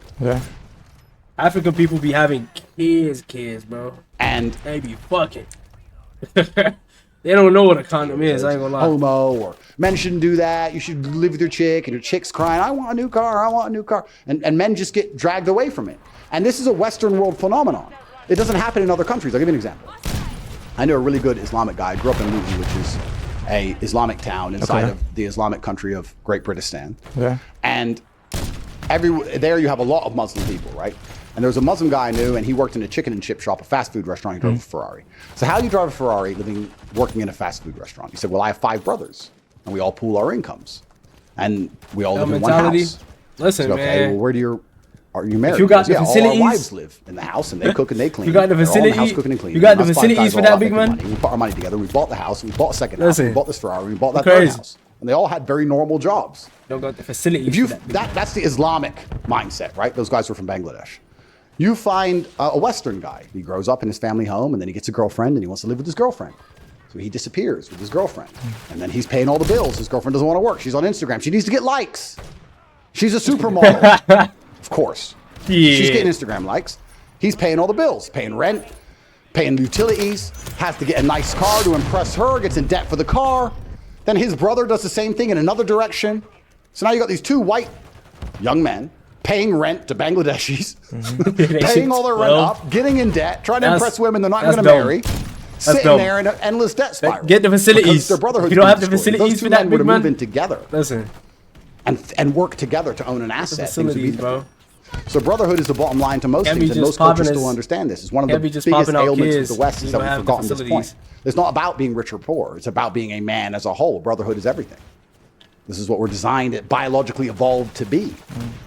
You have, let me ask you another question, because you live in LA, and it's very interesting. You been to LA? I mean, I've been to LA, unfortunately. Did you like it? No. Nigga say unfortunately. If you got in trouble, Yo, what's up with this nigga in LA, bro? would you call your girlfriend? Probably call my roommates. You'd call your boys. Yeah. That's who you call, right? Like, what would you call your girl for? It'll be okay. She would get a call. Say that again, bro. I mean, you'd let her know you're fine, but you wouldn't say, get down here now. I mean, I hope not. I don't know, you're from LA, maybe. I don't know how it works over there. Again. I don't know, probably. Maybe it's like, in my world, if you can't afford to have kids, bro, just don't do it. They can't do anything. They can either say it's going to be fine when they have no idea whether it's going to be fine or not, or they can get panicked and scared themselves and add to the trouble. That's it. All my trouble, I tell my brother or I tell my guys. They know my trouble, not some chick. She can't do anything. So brotherhood is everything. If you got in real trouble, you'd call the boys. If you couldn't call the cops. And if you call the cops, you want men to come. A whole bunch of blonde chicks turn up. You're like, where's the dudes with the guns? Where's the machine gun? That's the reality. What's the bottom line? What's the true bottom line of reality? Unless you fuck with civility we live. Unless you fucking with Lara Croft or some shit. Violence. That's right. Who can be violent, man? This is the way it works. You ready to talk about crypto? If I'm fucking with Lara Croft, I'm gonna be honest with you now. Hi, what do you got? Because you were honest with me. I was. Black Widow. My intention was to sit here and talk about everything besides crypto. Okay. Johansson. Because I just thought, fuck him. Yeah. And fuck his crypto question. Yeah. I'd be like, baby, hey. Kind of like, he thinks he's load the blitz. I'd be like, load the van, baby. I didn't look at it. We finna slide. We finna slide. Okay. We going stupid. Since you admitted you lied, I may permit you a few crypto. You give me a few ones? A few. Was that a deck screener link? You're looking at that daddy chart right now? I don't know what it is. What is it? They're gonna be like, damn, that nigga hates slay. That nigga hates slay with his It bitch. is. We were talking about it off camera. That nigga lit the whole block. All right, I got a lot of crypto questions, but we'll ask the him important and ones. a woman. Because that's crazy. Here's my first question. My biggest question is you've burst onto the scene in the last couple months. It really feels like the last month. The Twitter content has been heavily focused on crypto and on daddy, so on and so forth. My question for you is, you have like very publicly in many podcasts, interviews, Andrew Tate videos. That is so fucking dumb. That's the dumbest shit. Never That's the dumbest shit I've ever heard in my life. Yo, they do be saying that.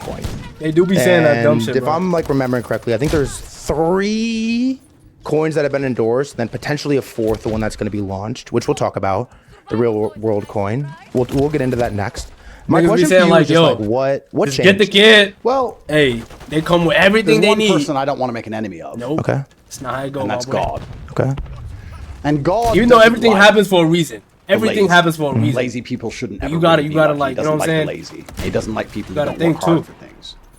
And my problem with crypto as a whole was not that it made people rich. I've been in crypto for a very long time. I think there's some guys on Twitter who did an expose of me, and they found some tweets on my old account where I had Pancake at less than $1, and I made. I've seen the burner. Yeah, I made a bunch of millions on Pancake. I'm from Africa, bro. I've been East in Bitcoin Africa since 3,000. Yeah. Blah blah blah blah blah. So I have hundreds of millions of crypto, but my problem is not crypto as a whole. I actually love crypto as an asset, and I love crypto as a utility. If I spend large sums of money, I love doing it in crypto. It's much easier in the bank, especially in my current situation. Taxes go my problem with crypto is that it instigated a culture which I didn't like. I didn't like the crypto culture as a whole because the culture was based on getting in early. Oh God, it doesn't. It does not. Buttercup does not pay the bills, to a degree is luck. Gambling. That's what I be trying to tell my people, bro. Staying anon, hiding like a little coward in a hole, like a little bitch. And just being a degen, laughing about how you're a retard. And the whole culture was just based on infantile, asinine The whole thing aggravated me Because because typically typically chat with it. in the real world, if you want to get rich, it's going on, nearly gang? impossible to get rich without learning lessons along How the did way. I miss that, Right? bro? If you want to make millions of dollars in the real world, sooner or later you're going to have to get staff, which means you have to learn to manage people and motivate people. You're going to learn how to fire people, how to hire people, how to tell if someone's lying to you about a vaccine. You're going to be able to learn things about Listen up, tax chat. code. Listen up. You're This gonna is be able to real learn game, things bro. No, it's true. You're gonna end up needing an office. You're gonna have to learn about real estate and leasing. Then you're going to need to learn about how to sell a company and present a company, or perhaps go to a bank and obtain finance and do presentations and do sales. You're going to learn all these things along the way, because money doesn't make a man. Money amplifies a man. So if you're a smart person, Say that again, nigga. very smart. Say that again. If you're an Oh idiot, God, you bro. become a real Oh big God. idiot. Oh God. Perhaps Say go that to a bank again. and obtain finance and do Say that again. presentations and do sales. You're going to learn all these. Money amplifies who you are, chat. It doesn't make or break you. It just amplifies. If you a piece of shit and you get money, you're gonna be a bigger piece of shit. If you a cool ass dude, you a genuine nigga, you a positive person, and you get money, you're gonna be able to do more positive things when you get money, bro. It just amplifies it. Things along the way, because money doesn't make a man. Money amplifies a man. So if you're a smart person with money, you become cap. very smart. No If you're an idiot cap. with money, you become a real big Real idiot. idiot, yeah. If you're a G with money, you cap. become a top G. So if you learn things along the way to wealth, the lessons that you learn are amplified by the money. You live a good life. The problem with crypto is there's a bunch of people who would put in $10, What the fuck is my pull aim out right now? 600 grand or 6 million or whatever they do on a shit coin. They've learned nothing along the way.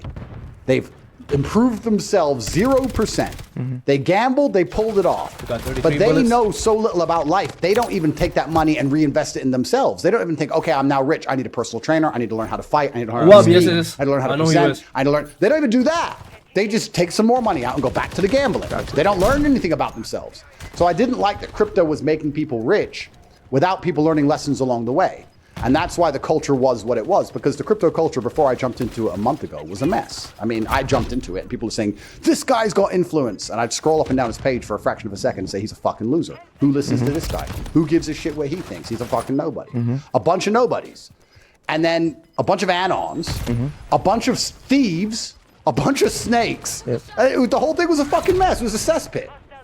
Once I decided I was going to fix it, I decided I had to come up with an idea that allowed people to make money from the things they should make money from, which is hard work, which is Doesn't like dedication. nothing. We can use the favorite word, which is perspicacity. It's a great paying attention. word.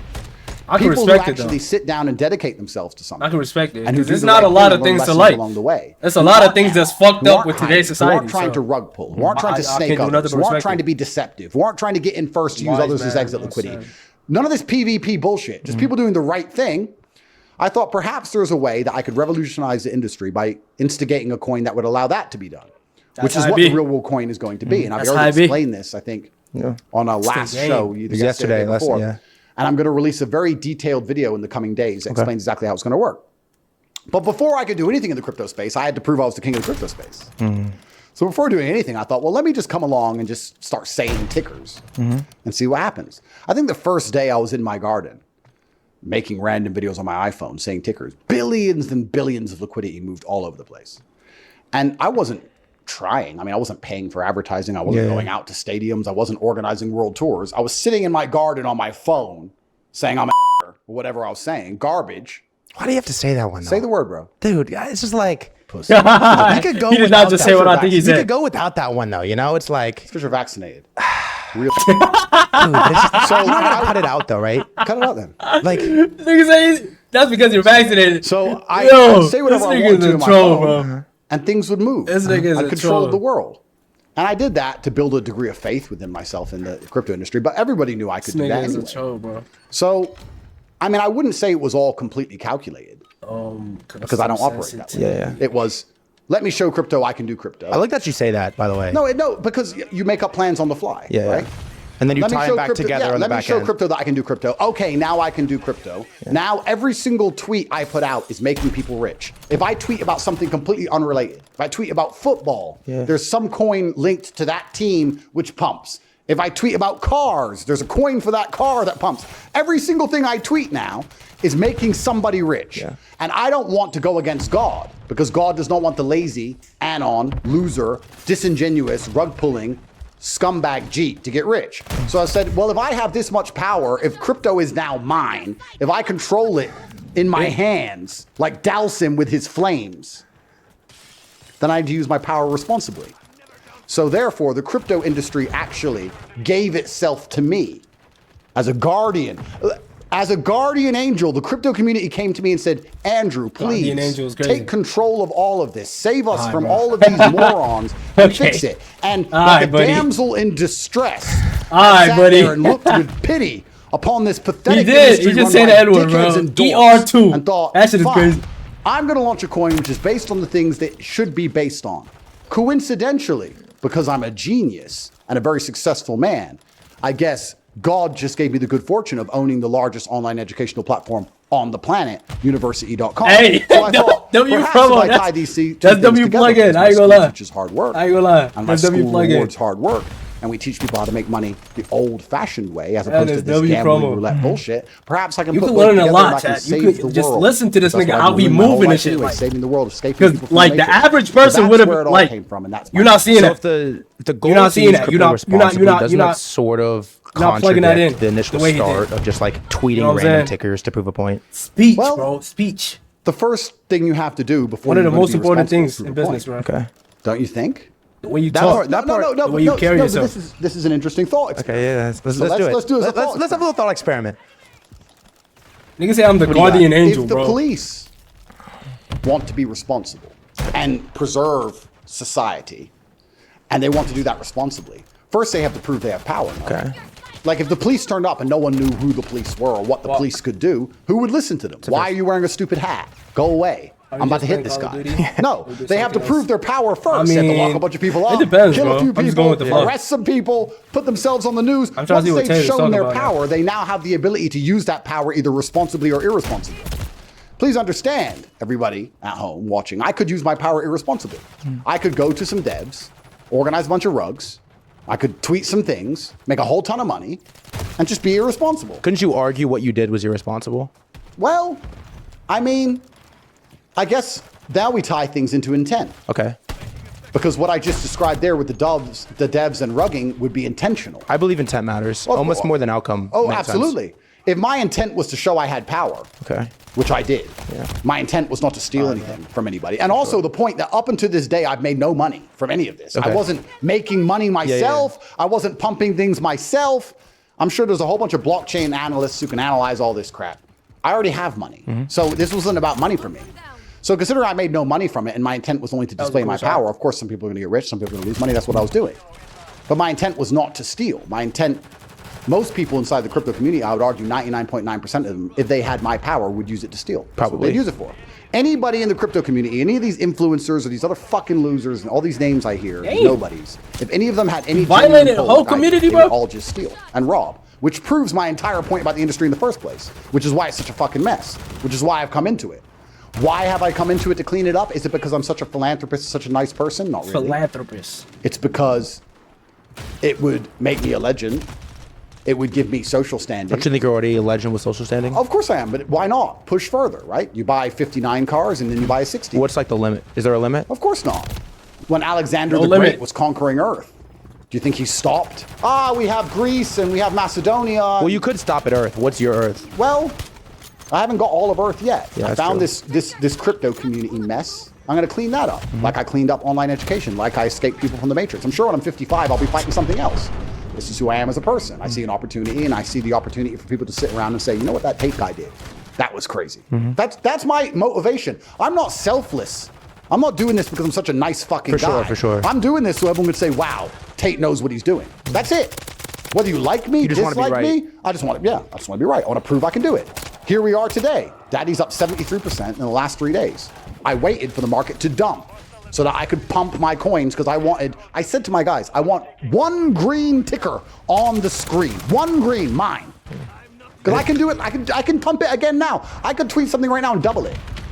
I can do whatever I want. I have magic powers. Dalsim. And this is what's so interesting about the magic powers. That's what Talk to me influence about the gets you, magic bro. powers. Because What do you got?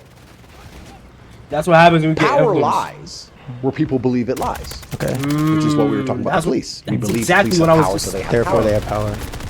It is just When I was playing Chef Street kiss, Fighter, bro. when I was young as a kid. I was playing. Make and people I was believe you got 10, power, and bro. You got Dowson it. beat me, the computer. And the win screen came up. And Dalsim said to me, he said, "My flame is but an illusion. It burns you because you believe it is real." Ooh, that's crazy. And I listened to that, and that stuck with Say me. I was that only 7 again. or 8. That stuck with me my whole life. Say that again. So everybody at home knows I can pump any coin I want. It's but an illusion. And Dalsim said to me, he said, "My flame is but an illusion. It burns you because you believe it is real." Ooh, that's crazy. And I listened to that, and that stuck with me. I was only 7 or 8. That stuck with me my whole life.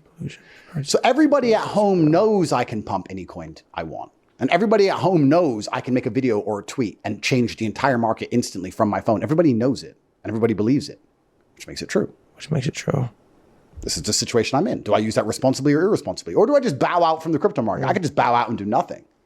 But I've been stuck inside this country for 2 years now. I haven't been on a holiday. I'm a little bit bored. So why not? Why wouldn't I?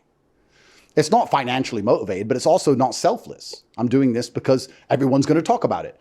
You flew here I did. because of what I did. Yeah. It was So an expensive now- trip. Oh, there you go. Paid for the whole crew, everything. Absolutely. Wasn't cheap. That's right. So I don't know which airline you flew with. You probably owe me a cut. Nigga trying Yeah. to get, The Marriott should pay me. Yeah. nigga trying That's to right. get a So reimbursement. I don't know which airline. Except Like So they- shit. I flew my niggas too, you know. I ain't just pay for myself and shit. You know what I'm saying? I pay for the cameraman, I pay for my manager, I pay for the nigga that made your coffee. he trying to get a reimbursement so bad, bro. There you go. Paid for the whole crew, everything. Absolutely. Wasn't cheap. That's right. So I don't know which airline you flew with. They probably owe me a cut. Yeah. The Marriott should pay me. This nigga said they they owe should. me. There we go. We talk about affecting the world, right? He said they owe me. A bunch of What is he gentlemen from talking about? LA flying all the way around the world. Far. Because I made a tweet in my garden. Yeah. Ha ha ha. And then you can look at this from a metaphysical level. Because then you look at it a level Metaphysics. deeper, right? We're all servants to God. Nobody is above God. We're servants to Him and Him alone. But you could argue that He has some favorites, perhaps. There are men who can sit in their compound and say a word and affect the entire earth and affect the lives of many other people and affect money being moved around markets and affect people flying on planes and affect people being happy or sad and affect people arguing with their girlfriend or not and affect what a BBC News presenter says that night and affect, I mean, that's an interesting situation and scenario to be in. You'd have to be a very intelligent man to sit down and understand that level of power and self-reflect to the point to make sure you don't do anything which is genuinely detrimental to society. It's hard now. You have to be careful with every single thing you say. Even when I say that word you don't like me saying, why am I saying it? Why do you say well, it? okay, well, this is what we're talking about now. This is what we're talking about. Am I saying it because I'm irresponsible? Am I saying it because I'm half black? Am I saying it because I'm a dumbass? Or am I saying it because I believe that part of the matrix programming inside of the humanity that we're living in today is that certain words have been weaponized to the point that nobody can even hear them without feeling uncomfortable. Nazi is one of them. Holocaust. There's certain things you can't talk about. We don't live in a world of objectivity anymore. I could sit and say that Hitler was a bad person. I don't like Hitler. But he built the highways in Germany. The reason Germany has highways, Hitler built them. You're a Nazi. I'm not a Nazi. I don't agree with anything he said. I'm just saying that he ordered the construction of highways. You're a Nazi. People can't listen to you say that a road was built. I could say Hitler wore shoes. Come here, bitch. I wear shoes. That's crazy. Those are nice shoes. Thank you. It doesn't mean I agree with anything he says, but when I say that, will you say that you wear shoes like Hitler? Well, I do wear shoes. Okay, and who else wore shoes? He wore shoes. What's his name? Hitler. See, you're scared to say it. Why? It's an objective fact. That's true. The fact we can't say objective facts anymore without people getting nervous and afraid is the reason we're in the situation we're in. The reason we're living in a false reality is because you're going to go through life seeing things, knowing things, and afraid to say them. Because they've programmed fear into your heart to the point where you won't say what you think and see. So when I say that word, I have a pass because I'm part black. Nigga like me, but Chad, I don't say it because of that. I say it to prove to the world that I'll it's just say a what I fucking feel word. when I feel what I But if someone say, comes up to me and and says I'll it to mean me, what I I don't say, give and a I'll say shit. what I mean. I don't find offense in it. I don't care. And you could say it to my black family. They don't care either. It's a fucking word. If you're going to be that controlled by a word, you're not free from the plantation anyway. You're just enslaved by something else. That's So what facts. I'm doing is challenging social paradigms. And I'm doing that to try and free minds. I'm not saying words to be crass. You're still looking at the code in the matrix. You're thinking so shallow. You think I'm saying things for shock factor. which I guess I am. You didn't like that. Well, no, because I am saying it for shock factor to shock people into understanding the reality of this world, not for shock factor for fucking likes. I can take a piss and get likes. I don't give a fuck about likes. So you're not thinking deeper than what it actually is. So that's the reason I say that word. So I have monumental global influence. I have to be very careful what I do with it. For sure. And when I jumped into the crypto space and proved my influence exists there and far surpasses any of these fucking nerds who are supposed to be somebody in crypto, I decided that if there was going to be any coins associated with me, they should promote what God wants promoted, which is hard work and diligence and brotherhood and teamwork. This is why I've said, you're not going to get rich from the real world token if you don't join my school. And when you join my school, there's a fitness campus and you better go to the gym and you better post your results. Otherwise, you will not increase your power level inside of the school and you will not benefit from the airdrop. That is There tough, will be bro. hundreds of thousands of young men going into a gym and training tough. hard specifically to get the airdrop That's on my token. tough, bro. That's Respect. karma from God. No one can call me a bad person for putting people in good shape. That's the God. reason I put these things together. Karmic retribution. Karmic retribution. This I said it right too. This is exactly it. This is the karmic retribution. And then you look at my life. Once again, You can't how buy do I this, have Shaq. this You power? cannot buy this. Why You do I got- have you the just power have to to people work fly for across this. the world? Why do I have the Man. power that despite the highest level matrix attack a man can possibly suffer, I still have money? Despite every single MSM article being negative against me constantly for over 3 years, despite a I don't give a Romanian fuck, dungeon nigga. sitting with cockroaches and my brother staring at a fucking wall in the dark for 4 months, despite whatever they put me through, I come out on top endlessly. No matter who they sit me in front of, the best interviewers on the planet, I destroy them. Every single time they sit there with the indictment and their bullshit papers and they lose. The fact that everybody believes me and everybody likes me and nobody agrees with any of this shit they say about me. How have I done that without karmic retribution? Is that fucking luck? It's karmic retribution because I know I'm doing the right thing.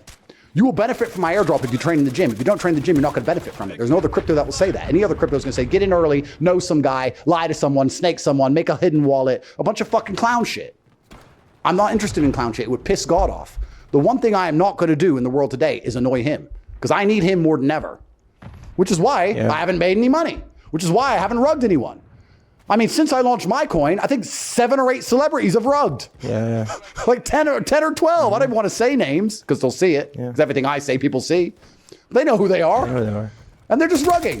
There's no chance of me ever doing that. All right, I pose you a question. Before we're gonna talk about the real world token next, but on the topic of I'll never promote anything in crypto, you made a comment.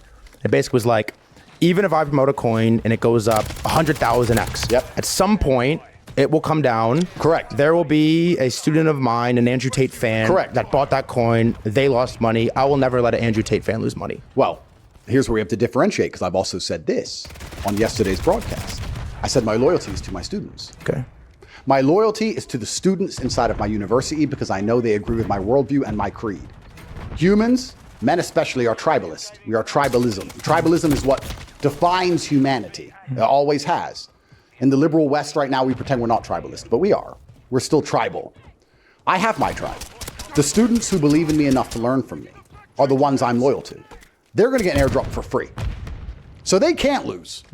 Now, if you don't want to join my school because you don't want to go to the gym and you don't want to learn other ways to make money outside of crypto because you don't want to work, or perhaps you don't want to invest $49 a month, less than the price of lunch for an entire month because you don't want to sign up because you know you're going to have to do some work in there to increase your power level to get the airdrop. If you don't want to sign up and you just want to buy the coin when it launches, I don't give a shit about what happens to you because you're not on my team.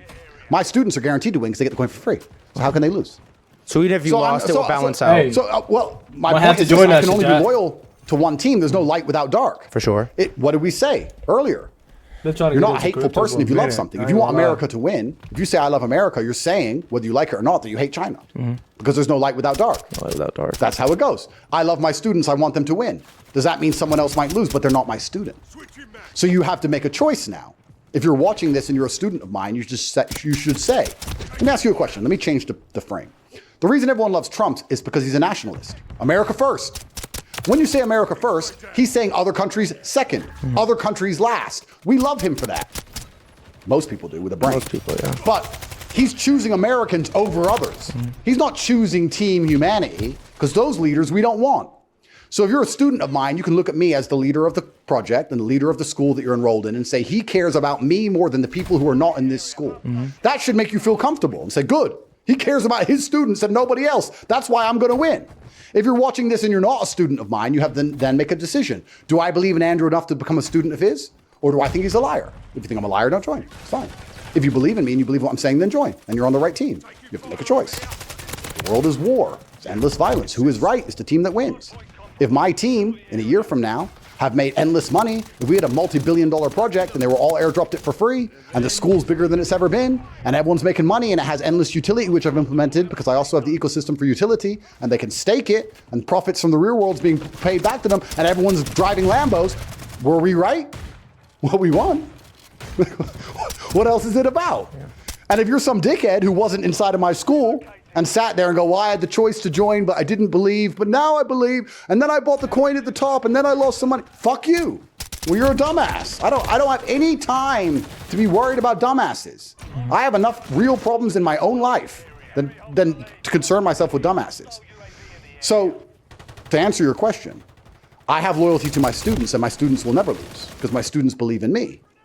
And power is loyalty, and loyalty is power. And that is why I understand I must be absolutely loyal to my students. I have an obligation to them. Despite the fact that I may be the powerful one, I still have an obligation to them. That's what the problem with the world is today, is exactly that. The powerful do not feel an obligation to their constituents anymore. Any political leader in the West, does not wake up and say, I have to do what my constituents want. Do you think it used to be that way? Of course it did. And what changed? Well, it changed. A lot of things changed. I have to be very careful what I say, but they used to have repercussions for their actions. And now they don't. And then you understand, when you look at the system deeper, or you're unfortunate enough to see the system at the level I've seen it, you realize they don't work for you. They use you as an excuse, and they tell you what you want to hear so they can get into power, and then they end up working for the banks and the money and the control. So you're sitting there saying, why are they not doing what I want them to do? I am their constituent, and they're my representative. They don't represent you. They represent a bank somewhere. They represent the large pools of finance. This is the reality of it. But in days of old, the leaders of armies would charge first on their horse. Now they sit back, right? They sit in Congress and they send other young men to die while their son stays home, and they stay home. But they send other young men to die, and they talk about patriotism and how important it is, and they send young men to go get blown up in a ditch. Anyone who still falls for that is heavily psyoped. This is why psyops are so dangerous. If you're stupid enough now to go fight in the American army to defend banking interests, you're a dumbass. But if you're gonna go do it, then go do it. I mean, some people could be psyoped. Goodbye, do it. But in days of old, if the leader of a country wanted to go to war, he had to go to war first. Which is also crazy. But this is also one of the reasons I have so much pull. This is what the Matrix doesn't understand about me. They sit and say, we have to destroy the influence of this man by destroying his life. The harder they try to destroy my life, the better my influence is, because I'm leading first. I'm leading first, head charge. I'm the one going to jail in the worst jails in Europe. Your fans aren't going, you're going to jail. My fans are going to jail. I'm going to jail. So they're like, Andrew he's legit. That's the difference between me and everybody else, because everyone else would be sitting at the back somewhere and say, hey guys, you go to jail, you go tell the truth, and I'm not doing that. You're the one doing it. I'm the one doing it. Interesting. I never thought about that. But this is the number one problem with the world today, what you just highlighted.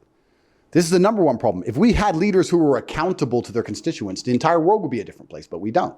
We have leaders who are accountable to hidden shadow power structures, which is also, perhaps if I had to self-analyze, if we were doing a psychotherapy session, I would analyze all the things I hate about the world.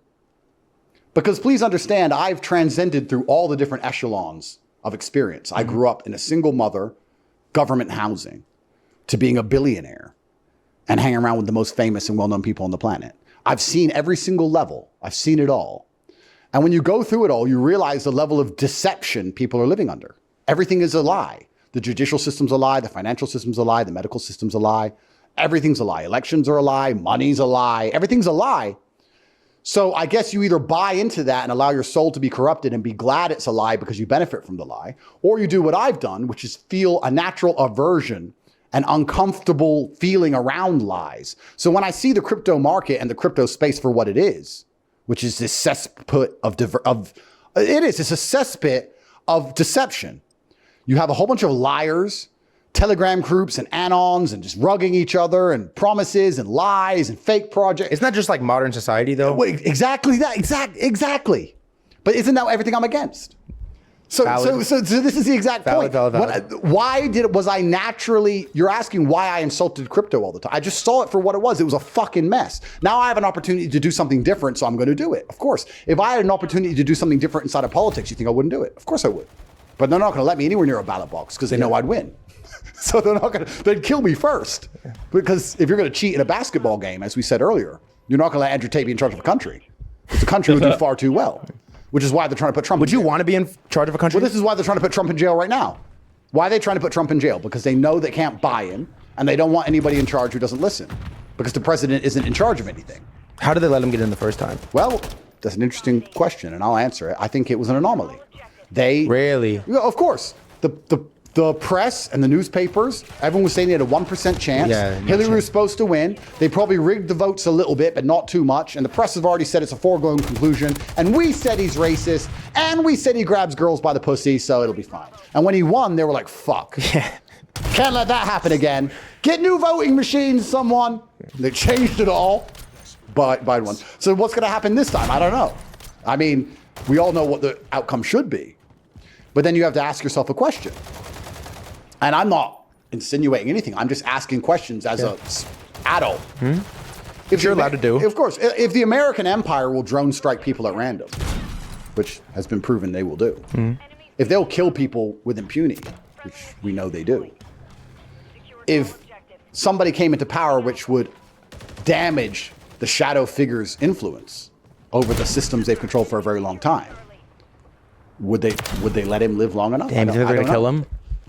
I'm asking a question. I don't know. Did they assassinate John Kennedy?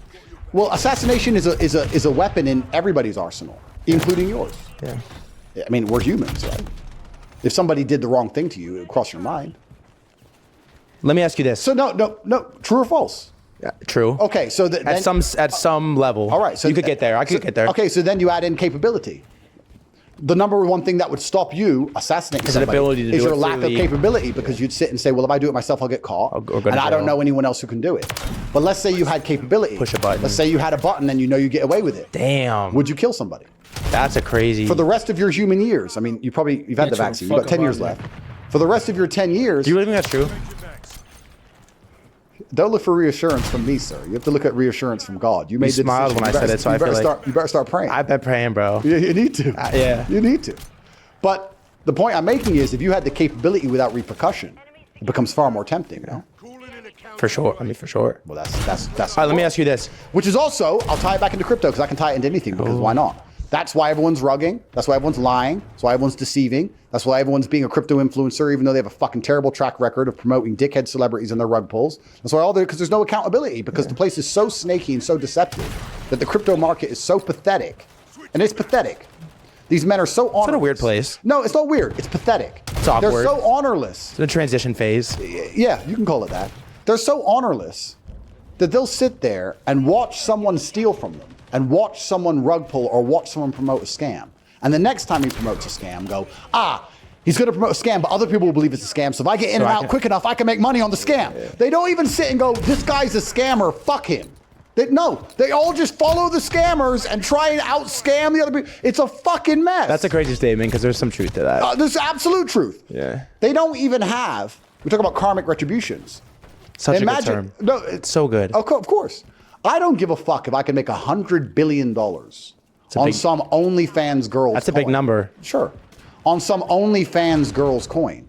I wouldn't do it, because I refuse to let some OnlyFans girl be the boss of me long enough while I don't care if my money's in and out, one soul becomes 100 billion in 3 seconds. I can't do it. No, that shit is haram. I'm not gonna just promote some whore's coin. It's like butt sex coin. Yeah, but these honorless crypto guys, I can make some money. And they think that the money won't come tainted. It comes tainted. There's karmic retribution to that money. You've made money on some dumb shit, which wasn't based on any kind of honor or hard work, wasn't based on brotherhood, wasn't based on any of the things I'm talking about what my coin's gonna be based on. And you think you're gonna take that money and you're not gonna pay the price for it? So there's a reason why when you spend that money, you feel fucking sad inside. So let me ask you this, because God dislikes you. I believe the statement that like dirty money comes with the karmic retributions. But my question for you is, how is it different buying butt sex coin than RNT? Like what? Because I understand that it's sort of, you have these values and these beliefs, but this is just some like random coin You already answered. promoted. You already answered. But it's not your coin. It's just some like random. Yeah, of course it is. Or like Roost. It's some like random coin that you promoted. But you already answered. So let me answer the R&T one. Okay. You already answered. How did I answer it? Because you said intent. Okay, but what if The intent- if OnlyFans coin had good intent? How can you have good intent by promoting degeneracy? And how can you have good intent by promoting butt sex? But you. Okay. Whereas me promoting a word which can be used to shatter the social paradigms of the human mind, the intent is different. Yeah, but if your intent is chaos, how does that make it better than OnlyFans girl degenerate? What's the difference between chaos and degeneracy? That's a good question. But There's a lot of synergy there. No, you could say that. But I wouldn't say it's exactly the same thing. I didn't say it was the same thing, but it's fairly. Well, I would say that chaos opens the doors for the possibility of degeneracy, but it also opens the doors for many other things. Chaos is opportunity, but degeneracy is a path within itself. You can have a chaotic society and degeneracy can seep in. You can also have a chaotic society and a God-fearing society. Valid. Could grow from it. Valid. So chaos, perhaps you could say, is the petri dish, and degeneracy is perhaps the bacteria on top of it. Perhaps. Valid. But you're saying, what's the difference between butt sex coin and real or Tate? Dude, you kill me with that. You can't even say it with a straight face. You kill me with it. Because you get so upset by it. Because you kill me But with you it. need it more than I'm just thinking about how many clip my editor. I gotta it. set timestamp You these. need it because you're afraid. I gotta timestamp. need- You can't even say it with a Perhaps. valid. But you're saying, what's the difference between butt sex coin and real or Tate? Dude, you kill me with that. You kill me. You can't even say it with a straight face. No, that's You kill me funny, with bro. it. Because you get so That's upset. Kill me with that. Difference between butt sex coin and real or Tate. Dude, you kill me with that. You kill me. You can't even say it with a straight face. You kill me with it. Because you Yo, get so this upset. nigga look like Fade. I just realized, where have I seen this nigga before? He looked just like this YouTuber nigga, Fade. Furious Fade, GTA nigga. Because you kill me But with you it. need it more than Well, ever. I'm just thinking about how many clip my editor. You need I gotta it. set timestamp You these. need it because you're afraid. I gotta You need timestamp. it. You know, I That's gotta why you got the timestamp fucking these. vaccine. I gotta 'Cause you timestamp live in these and fear, fucking clip it like out. a cow. Every single That's one. why you need You it. can't even say it with a straight face. Yeah, because I'm not scared. You can't even say it with a You're fucking straight scared. face. I'm laughing at how afraid you are of a word. You won't even admit you wear shoes. God. Because you're I scared. said I wear you're scared shoes. of some dude who died in I 1945. said I will fucking wear shoes. You're living in fear. He's been fucking dead wear 9 shoes. years. Ah, man, you kill me. Go ahead, though. Finish. You forgot the point. I didn't forget the point. The point is the intent behind that, me promoting that word, was to try and free people's minds from the matrix, and the intent made it a much better idea than promoting butt sex coin, because I don't think They're butt sex- similar, though. No, it's not similar at all. Trying to free people's minds from a paradigm and remove fear for a word, I believe to a degree is noble. Butt sex, well, I mean, butt sex has literally no purpose at Is all. butt sex wrong? Well, I don't think it's purposeful. I think it's hedonistic. Do you engage in butt sex? No, of course not. Okay. But do we, well, I mean, I let you ask the question. Yeah. It was fun. Okay. But it's hedonistic. And hedonism is one of It the... does serve no purpose. Well, hedonism is one of the largest problems we have with society today. I can go down now how you're supposed to live a life of duty and honor and only do the things that you do because you're supposed to do them, Hedonism. not because they feel good. People wake up in the world today now and say, I want to do what feels good, which is the path of hedonism. But often, you're supposed to do the things that don't feel good. It doesn't feel good to eat right. It doesn't feel good to train in the gym. Valid, It doesn't feel good to tell the truth. It doesn't That's feel good to valid. be dutiful, etc. It doesn't feel good to stay on the Titanic and die so the women can get off. It doesn't feel good, but you're supposed to because you're a man. But men have become hedonistic. You can't reproduce and make beautiful children from butt sex. So there's no reason to do it with a man or a woman, truthfully, with either one. But I don't know. You live in LA, so perhaps. No comment on that. I live on there you Santa go. Monica Boulevard. Everyone seems to think it's great for some reason. I think it's, if you're having butt sex with girls, you're basically gay to me. I don't see the point. You think that's gay? 100%. There's loads of ways you can have gay sex with a woman. What are the other ways? Condom's pretty gay. Really? Wait, I feel what? like condom is safe, though. Can't make kids with that. What's the point of having sex True. when not making children? I'm It's Well, 'cause it hedonistic. feels good on your pee-pee. Is that why you do it? Feels So you're telling? It Wait, let feels- me ask you this. Hold it on. feels Let me ask good you on my this. little Let me ask you pee-pee. this. So you're saying you only have sex with intent to make children? I say I only have sex with the possibility to. Have you ever worn a condom? Don't lie. I didn't lie to you, Andrew Tate. Don't lie to me. I think when I was 16 or 17. Okay, so that's a yes. Yeah. Yes. I like that we have this like open Of relationship. course. Well, no. Careful how you phrase. You know what I meant. You know what I meant. Well, we should- honest relationship. the thing- honest friendship. Well, this is unique for you because you're a liar, but I'm honest all the time. I'm always honest. So I'm You not gotta- only- you gotta think about it, though. Well, I'm not only honest with you. You paused and I like. had to pause to think about it to make sure I was being honest. Okay. That's valid. But I'm not only honest with you, I'm honest all the time. I like you're perhaps only being honest with me because you just lie through all your other podcasts. I don't know. I've never watched your stuff ever. I have no idea what you say. I've done no research. But you read my tweets. I read you insulting me. You read my tweets. People say, look at this dickhead. He's saying bullshit. Why are you doing a podcast with me? I mean, that gets sent to me. Yeah. I like where this is going. Why? I have a serious question for you though. Here, because you do interest me. I'm like less interested in what you do. I'm more interested in like why you do what you do. Here's my question for you is like, all right. What would you do in my position? I'd rather hear that before you ask a question. In what sense? Okay, you're a billionaire. You're stuck in Romania. You're facing a judicial process for garbage. You have monumental influence, probably the most influential man alive amongst young men. Arguably. You can name someone else if you want. Let me know. Keep going. Okay, I thought so. And you're extremely powerful in many different realms, and you're a good speaker, and you can make people understand why you think the way you think. What ideas would you be pushing? What things would you be saying? What would you be doing? What else should I do? I'll tell you what I think I wouldn't do, which is why I'm interested, is launch like a massive red target for more governments to come after me while I'm already on trial. And so here's my question. Let me finish it. I'd be a coward. Here's my question. I wouldn't put a target it's like, on my head. You're top G, self-proclaimed billionaire. What are you afraid Listen of? to me. No, let me. You're living your whole fucking life afraid they're gonna. Let me finish. You're a fucking coward. Let me finish. You're Andrew Tate, top G, kickboxing ex-kickboxing world champion, reality TV star, Nigga had to put the self-proclaimed X in there. billionaire, 59 supercars.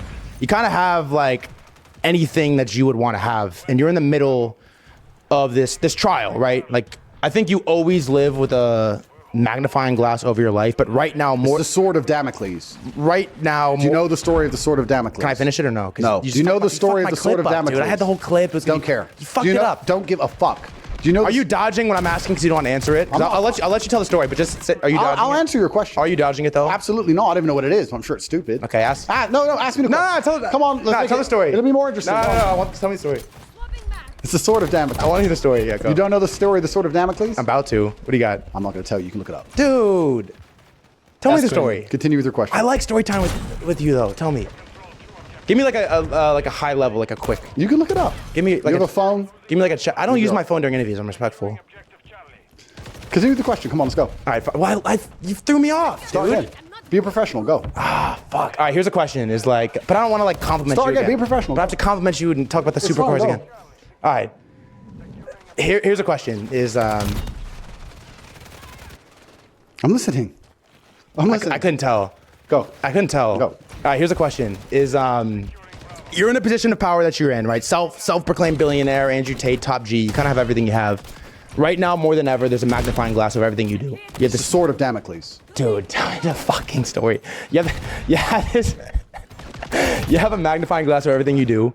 People are watching you, picking you apart now more than ever. That didn't sound right, but you know what I meant. My question for you is like, why launch this coin right now? Like, why do this now? I know you're an agent of chaos, you're a genie, all these things, but like, what is the upside here? If it's not for money, if you haven't made any money from this, it's not to gain influence because you already have influence.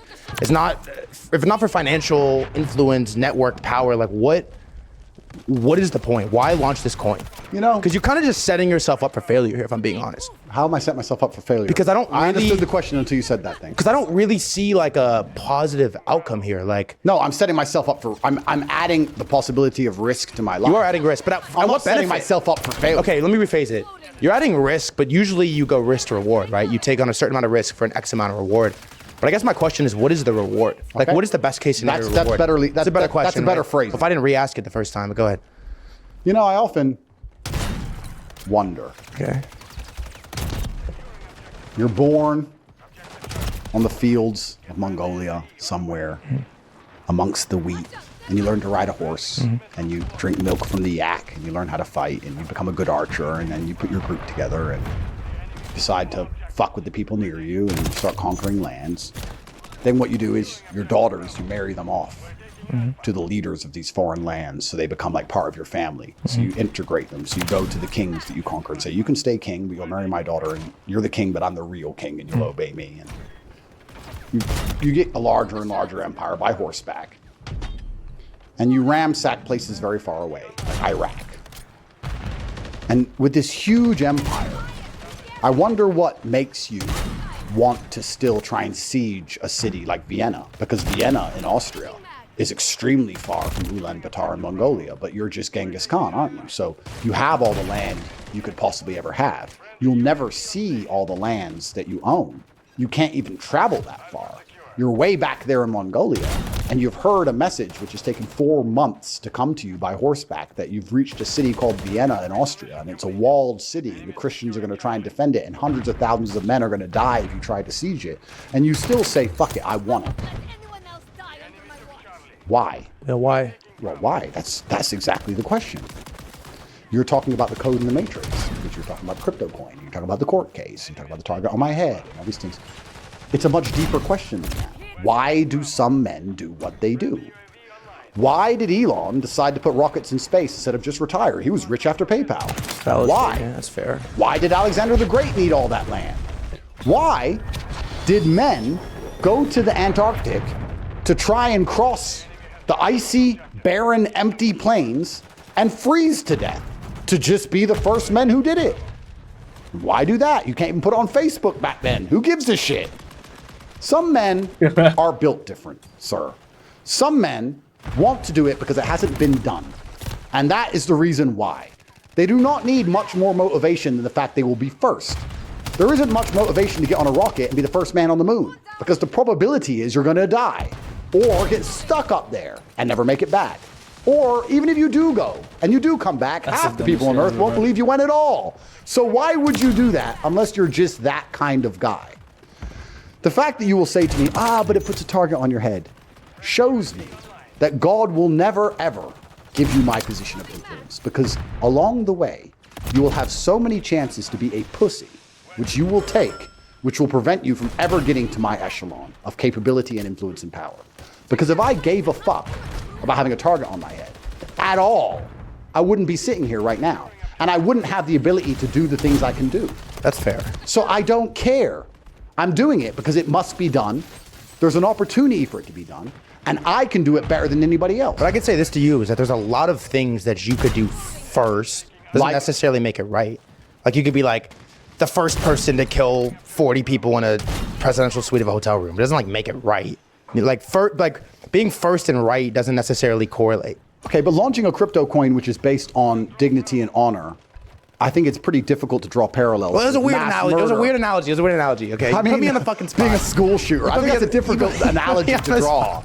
I mean, certain things. I mean, but here's my question, I guess. But walking across Antarctica, no one's done it. So here's the question, explore, though. Right? Is like, but somebody has. There have been influential people that have launched crypto coins and they've gone well. You're not the first person to do that. Okay. So the question is like, what? Like, I understand, okay, I'm doing it because I can, but there's a lot of things that you can do that you maybe don't necessarily do. So I'm just curious, like, I don't know. I'm just sort of like. I would like to do a poll. Okay, what's the poll? Underneath this video. Okay. Am I making sense? Does nobody understand me? I mean, I just tried to explain. You're making sense. Let me start again. You're born on the fields of Mongolia. Amongst the wheat, you learn to ride a horse. You learn to fight, get your guys together. You go and start to conquer the lands near you. What you do is you marry your daughters off to kings. So you go there and say, you get to still be king, but you're going to marry my daughter, so you're part of my family, and I'm the real king. So what's the psychology behind why Genghis Khan did it? Like, why does he want it? Well, just because he can? So now you're asking me. But perhaps this is a philosophical question which is too large even for the top G. Maybe some men are just built different. Perhaps, sir, if we want to keep it crypto-specific, perhaps the entire world we live in was built by the unreasonable. Because men like you, who are scared of the target on their back and want to be reasonable, and who are scared and thinking, oh, maybe it's not worth it. Men like you, and there's nothing wrong with people like you, but there's men like you and there's men like me. Men like you don't think, let's build a taller building. Let's sail the 7 seas. Let's explore the unseen land. Let's go conquer that tribe over there. But they're fierce. There's a target on our heads. They might kill us. They've never lost a war. Yeah, but we're built different. So we're going to go fight them anyway. The entire world was built by unreasonable people. The roads you drove here on, and this nice hotel we're in. It is nice. Oh, there you go. It was built by unreasonable people. Satoshi Nakamoto himself. Was he a reasonable person? Did he sit and go, we have Swift transfer and it's fine? Or do you think, you know what, this is a different paradigm. Why would I invent Bitcoin? Because I can. I see an opportunity. It could be done. It would change things. Some people just do things because they can be done. In fact, everything you enjoy about the modern world comes from that exact imperative, which is born inside of the masculine realm. That's what men do. Now, Satoshi had to disappear because they put a target on his head. But this is the only reason we're having a conversation in the first place. This is how the world works, right? Genghis Khan got a target on his head, no doubt about that. That's the way the world is. So if you're going to sit and say, why would you take risk to push a boundary because it puts a target on your head and there's risk? Well, then why did Christopher Columbus get on a boat? I don't know. You tell me. Maybe he should have just sat at home with his money, getting blowjobs, having butt sex, and no, have kids. Don't take any risks. Don't put a target on your head. Why do that? You could just have butt sex and stay home. He had plenty of money for butt sex. He could have got endless butt sex slaves and just had butt sex like you do in LA. He could have sat around having a degenerate hedonistic life and nobody would fucking remember his name. Or perhaps he thought, fuck it. I'm going to risk my life and do something different. The target on my head doesn't cross my mind. I don't care because God's already decided what's going to happen to me.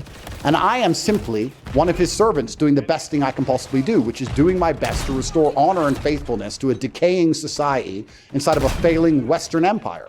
So if I can financially incentivize young men to work hard, I believe God will favor me for doing that. And if I pay the price for doing that here in the physical realm and end up in a jail cell, I believe the karmic retributions are worth it. So I don't give a fuck. That is why. And if you don't understand that reasoning, then you don't also understand why Genghis Khan, worshiping whoever he worshipped, decided to set Vienna on fire. That's what some men just do. Do you think you're going to go back to jail?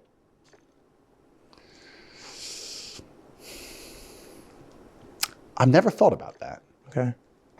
Which may sound strange to people. Really? Considering I'm in the middle of a court case. But I don't think it matters.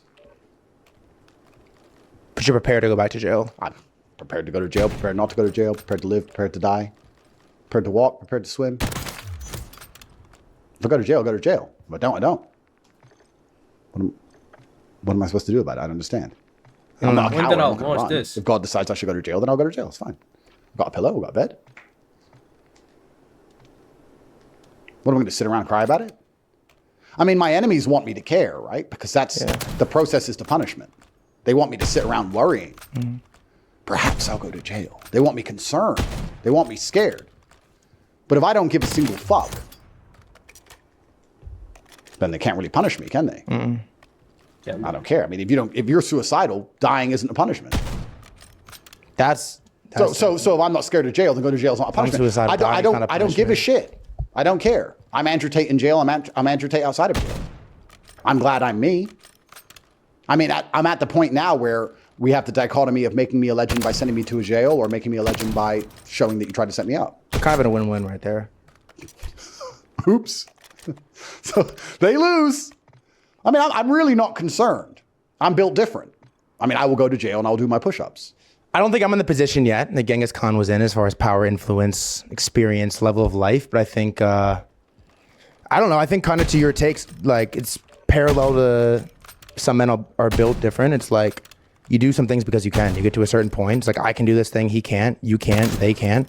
I'm going to do it because I can. I think there's elements of it that's like a test of your abilities. Like, can I do this thing? Somebody told you can't. Somebody thinks that you can't. Like you said, they have a massive army. They have 100,000 Christians that are ready to fucking battle. You're not going to win this war. You're going to spread yourself too thin. Don't do it. Okay, well, you told me not to do it. I'm going to do it. So I think it's say what you were going to say. But I think, I don't know. I think for myself, I haven't been there yet, but you get to a certain point where you do some things just because you can and you can't. But this is the beauty of God's creation, right? This is one of the most beautiful things about humanity and the universe as a whole, is that if you're not the kind of man who would do things just because they can do them, you'll never be put in a position where you're capable of doing them anyway. Is that a good enough reason to do them? But no, it's not about good enough reason. It's about the only reason you ended up in a position where you could do them is because you're the kind of person who would do them. The kind of people who wouldn't do them don't ever get in a position. That's the beautiful thing about life. Because there's so many times along the way you could have chosen something else and you just never would have reached that pinnacle and level of power. Why do fighters win a world championship and then keep fighting afterwards? Well, they would never become world champion if they weren't the kind of person who will just continue to fight. That's how they are. So some men are just built different. I ask you a counter question, sir, because you seem confused by my motivations. I wouldn't say Wouldn't it- confused. well, wouldn't it be- curious. Okay, but wouldn't it be more strange for me to be perhaps the only person on the planet who could do this in regards to clean up the crypto space? Because I'm the only person on the planet. When you that say clean up, what do you? build a coin based on the things it should be based on and make sure that people who get wealthy deserve to get wealthy. Would you say Bitcoin already did that? Perhaps. But to a degree, there's still some luck involved. For sure. But It's not based purely on hard work. I mean, I'm not shitting on Bitcoin. I your love Bitcoin. coin would have some luck involved, though, surely. Not really. I'm telling everyone, join the school and increase your power level. There's no luck at all involved. Increase your power level. Go to work right now. Join university.com, $49, and follow the tutorial on how to increase your power level. I'm a student. Good. Smart man.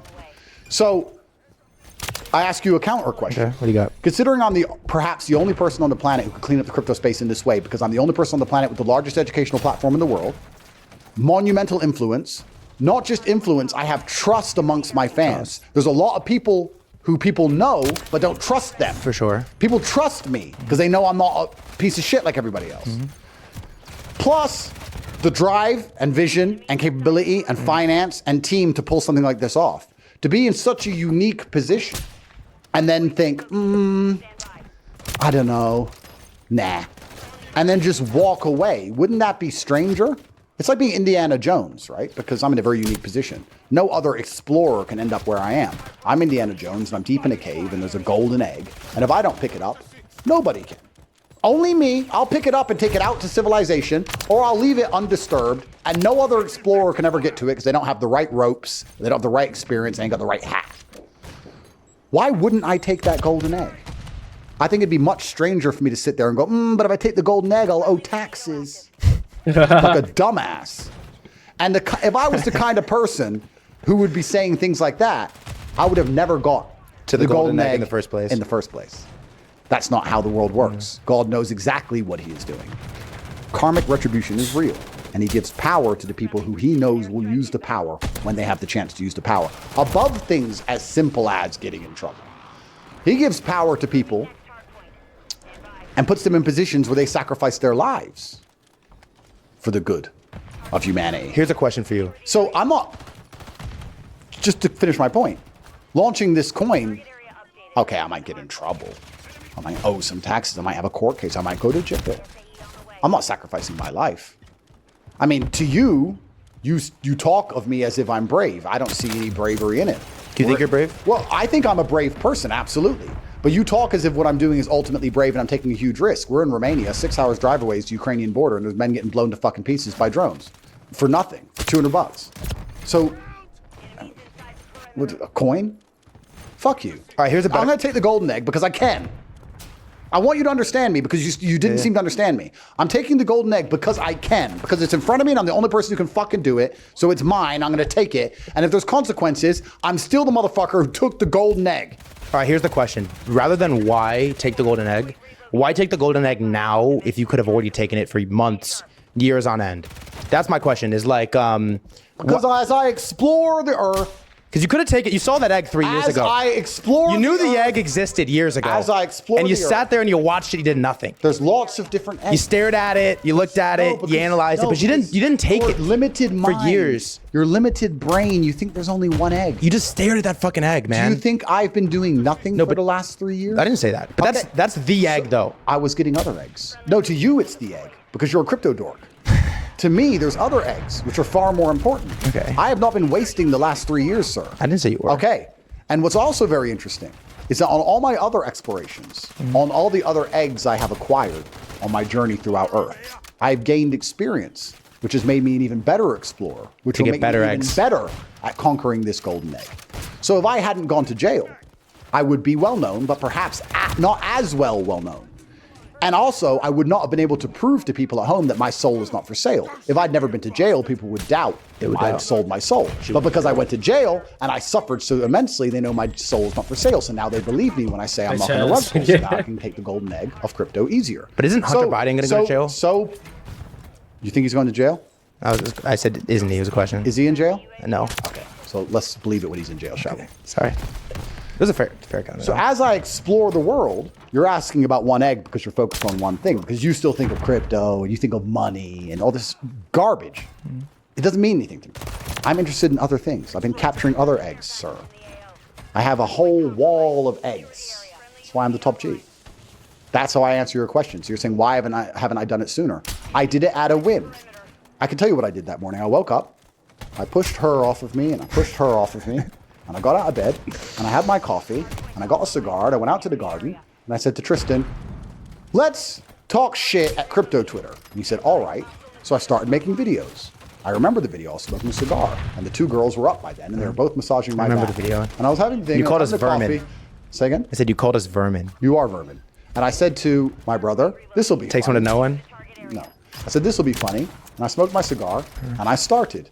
And then the journey begun. Very much like Indiana Jones saw a little cave open. He thought, let's just have a quick look. Let's just see what's in the cave. Just pop my head in. Ah, this is interesting. And he started to walk deeper and deeper and deeper. And after a few days, he realized, there's a golden egg at the end of this. So now I'll continue. And that's how we ended up here. At the beginning, I just wanted to pop my head in the cave. But now I realize there's She liked what you saw in there? Well, there's a golden egg to take. And I do have one space left on my egg wall. And if you or anybody else at home is confused as to my motivations for why I'm doing what I'm doing, then I guess you're just not built the way I'm built. To me, it's extremely simple. How did jail change you? It's a little off topic. We were talking about jail. Part of me misses jail, you know? Really? That's a crazy statement. That is. I would argue right now that Assange misses jail too. I was thinking about this because Assange just got out. I'd argue that he misses jail a lot. It's amazing how the human mind adapts to its surroundings. And, okay, in some ways it's stressful, but there's no light without dark. In other ways, it's not very stressful. I mean, food arrives on time. Bed's there. Is it good? No. No rent. I'm good at finding the good in things. I'm sure. I mean, I'm not that old. I'm sure before I die. How old are you? 37. Oh, you look good. Thank you. Yeah. Because I don't have the vaccine, I have quite a long while left. I'm sure I'll see the inside of a jail cell again. Okay. And this time I'll... So you have thought about going back to jail? Well, this time I'll enjoy it a lot more. I think the possibility of me going is quite probable. I mean, I'm a very famous, well-known person, and I have lots of money, and I'm going to be alive for another 40, 50 years. Will I see the inside of a jail cell even for just a day for some reason? Probably. But now that I've been once, I think I'd enjoy it a lot more because I understand it better. Just as we were talking about, once you get good at taking eggs, you can get better at other eggs. Now, I've done Romanian jail. I'm sure I'd be very good at easier jails, like America or England. That'd be a very easy jail compared to what I've done. Which you did. But, I mean, it was an experience, and that's what life is for. Lots of people are going through the world trying to get experiences, but they're so obsessed with getting the positive experiences that they never really experience life at all. People go through life and they say, I want to make money on a crypto coin, and I want to get rich, and I want to buy a Lamborghini, and then I want to get a beautiful girlfriend, I want to go on a boat in Miami, and all this fucking positive, but there's no light without dark. You could do all of those things, and you'd still be miserable if you didn't experience the dark. If you have not experienced true misery and pain, you'll never ever be happy. So if you're going through life as a man and you're looking for experiences over comfort, which is what you should be doing, which is what the great explorers of the world have always done, because they weren't looking for comfort. Comfort's at home. Experience is out there. Yeah. All the sailors, all the warriors, they were looking for experiences. Yeah. So I love the negative experiences along with the positive experiences. I love jail because it's an experience. Right there, chat. Is it a bad experience? Sure. But then my bedroom is beautiful once again, like it's never been before. Oh, how was that first sleep back? Well, but this is the point. Everyone's obsessed with the positive experiences, but nobody is chasing any kind of negative experience, which is why, I mean, I chose fighting, right? Yeah. But I believe every man should be choosing to do something which is extremely hard, which they hate, which sucks, because you don't appreciate life at all without it. The reason people are taking so many drugs, for example, because I'm fervently anti-drugs. I've never tried a drug in my life, never even tried weed. The reason really? Same never, shit. Never smoked a blunt? Never. Wow. Never. The reason people chase higher highs all the time, and the reason they're constantly taking drugs and trying to fuck new pussy and drink more alcohol health is wealth. And chasing higher highs would you want to get high? Is because they don't experience any lows. Mm-hmm. So you always want a higher high, but I promise you, the high you're at is fine if you balance it with a little bit of low. If you bounce down there for a week and come back to where you were, you're good. Constantly chasing higher highs is hedonism, which ends in one place. Mm-hmm. It always ends in a spiral, a downward spiral, right? And butt sex, like the whole city of LA. You're obsessed with butt sex. Well, hey, bro, it's your city. So you need to stay away from constantly chasing those things. You need to artificially manufacture some lows. I chose fighting because fighting will do that. I didn't even know it's niggas in hard, LA it's was on stressful. that. You're worried. You train all the time. You're that's exhausted. crazy. You win. You lose. You get hurt. You go hospital. There's a lot of negatives in it. But there's not enough negatives in men's lives today. But you're asking me about jail as if it's a good or bad thing, or if I'm worried about going back. But to me, all experiences are on an even level playing field. Whether it's a good experience or a bad experience, it doesn't matter. There's experiences, and then there's comfort. And it doesn't matter if you're a good experience or a bad experience. As long as you're on the experiences side, I'm happy for you. My father died, which was a negative experience, but you learn a lot from it. It was an experience. It was a period of life where I was learning and growing, I feel as that. was jail, as was sitting in the Bugatti meeting, as was buying a jet, as will be conquering the crypto space, as will be getting fucking stabbed when he finally gets hold of me and I can't block it with my hand. That's life. How long ago did your father die? 8 years? 8 years. And what were you doing? And where were you in life 8 years ago? I was here in Romania. I was in a hotel about to commentate on a fight show.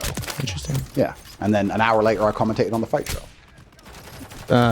What do you think your father would think of how Andrew Tate has evolved? Well, I think he wouldn't be surprised at all because was built to be this way. And I was never built for all the positive, happy experiences of life. And he would know that I am representing him the way I should be because people talk about him because of how fantastic I am. Nobody would talk about my dad if I wasn't me, and I'm me, and they want to know how I ended up being me, so they talk about my dad, which is why I'm going to live forever because my son is going to be doing the same thing. My son's going to be so fantastic, they're going to say, but he's Andrew Tate's son. That's why he's fantastic. And he's not going to be fantastic through positive experiences. Men only become good men through negativity. Women are actually the opposite. Men who have been through a lot of pain are very kind. I would argue that when I see a man who's been through a lot of shit, it makes you kinder. You don't want it to be put on anyone else. The biggest gangsters and killers and evil people sometimes can be the kindest. When women go through a lot of pain, they grow bitter and evil and mean. They don't grow kind. Men grow kind from pain. I think that the worst men on earth are the ones who haven't had enough pain. Those are the arrogant pieces of shit people. You're supposed to suffer as a man. You're born to suffer, which ties back into my whole crypto project. You're not supposed to get rich off a fucking stupid meme coin like that without doing any work. You're supposed to suffer. The whole reason God put men on this planet is to fucking suffer. And the best men are the ones who suffered the most. I wouldn't be top G if I didn't suffer more than anyone else. You're a better man than everyone else if your life was a fucking mess and it was a hardship. Because you're not what happens to you, you are how you react to it. And the best men on earth are men who have had their parents die, their best friends betray them, their girl betray them, thrown in jail, their money stolen, stabbed, robbed. And every time something happened to them, they sat there and they looked in the mirror and said, what can I learn from this? How can I stop this happening? Those are the best men. Those are the men respect. Those are the men women want. Why do women love scars? Look, they tried to kill him and they can't. That's why I want him. The best men suffered. You find a man who's never been through suffering, and nobody gives a shit about him. Men don't like him, and women don't like him. Men are no good without it. So you're asking about jail, and the reason I'm struggling to answer the question is because jail is an experience, and all experiences are involved in the tapestry required for me to become the best possible version of myself. If I go to Rahova jail, the hardest jail in Europe, for the next 10 years and sit and suffer in a room with cockroaches, I would argue at the age of 60, I might be a better version of myself than if I don't go. So part of me may not want to go, but part of me is perfectly fucking prepared to go. Put me in that fucking room, because there will be a version of me that exists in the future when it's all over and done, where I'm better than the version of me would be if I did not go. So I'm unafraid of it. I don't care. Do you have a son? I have a few children. What? You're not very public with your kids, are you? They're targets. Interesting. At some point it's unavoidable, or is that not true? I mean, perhaps in the inevitabilities of life, lots of things are unavoidable, but that does not mean you accelerate their coming. I mean, perhaps you got the vaccine, fine, but we're all going to die. Would you commit suicide today? No. All right, so people will find out who my kids are. Do I have to say who they are today? No. So that was a logic fail, sir. That was more so a curiosity. It was a logic fail. How do you protect them from that By not answering your inevitability? questions. I don't know who you are. I don't know who's watching this. But I have to be very careful with my children because they are children. Yeah, I think that's a fair take. Yeah. Going back to the crypto thing is on the celebrity. Actually, I have a couple things, but we didn't even talk about this. is you sort of showed up like 2 months ago to crypto, and a lot of people think I've been in crypto forever. So let me finish the question. Is you showed up and pivoted like pretty hard, Twitter content, what you're talking about, podcast interviews, to crypto, and a lot of people think like Andrew Tate showed up with, you know, Sexy Red and Jason Derulo, and you're just like another one of them. But I'm aware, and I think some people, but not most, aren't aware of Sexy Red gotta like do your this, extensive history in crypto. And I'm kind of curious, like, for as much as you want to share, like when, how, and like why did you get into crypto? I think it was the first bull run. I can't remember if it was 2016. When did Bitcoin first go to 20,000? Was that 2016? I feel like 2016, 2017. Yeah, that bull run. I was in at 3,000 then. And then there was the COVID crash where it went back down to 3,000-4,000. And I put a public tweet out saying I'm buying 500,000 at that price. Really? Yeah, that's all on my old Twitter. You can see it. And then I'd been in crypto for a while. I've been in Ethereum since $200. I made the most money on PancakeSwap. That's crazy. I was in Pancake. People don't know that. Like, why don't you like talk about that? I was in PancakeSwap at like 50 cents. Why don't you talk about it? And there was a time when I was printing like $500,000 every 3 or 4 days from That's PancakeSwap. insane. And I was sitting around saying, this is not real. This is not real, yeah. This is ridiculous. And it went up to $30, $40 something before I sold. Or maybe I sold at $18. I can't remember exactly. I sold a bunch of it. But I didn't talk about crypto because I didn't believe there was any lessons in it for people. And also, once again, I feel like I have massive responsibility. And I didn't want to say to people at home, hey kids, I'm a millionaire. My life's great. I bought a coin. Yeah. I think that's very irresponsible. Now, there's lots of dickhead celebrities who will do that, but I think that's one of the worst, most destructive things you can do to a young man is to tell him the only way to get out of the matrix is to gamble. Because it's gambling. There's so many coins launched every day. It's effectively a gamble. You have to win the lottery. I think that it's much better to tell him that it needs to be hard work, and et cetera, which is why I'm doing the project I'm doing now, because hard work is linked to it. I'm going to make sure that hard work is involved in the coin, because I refuse to tell people, just buy it, you'll just make money easy. No, you're going to work hard. You're going to increase your power level inside the school. But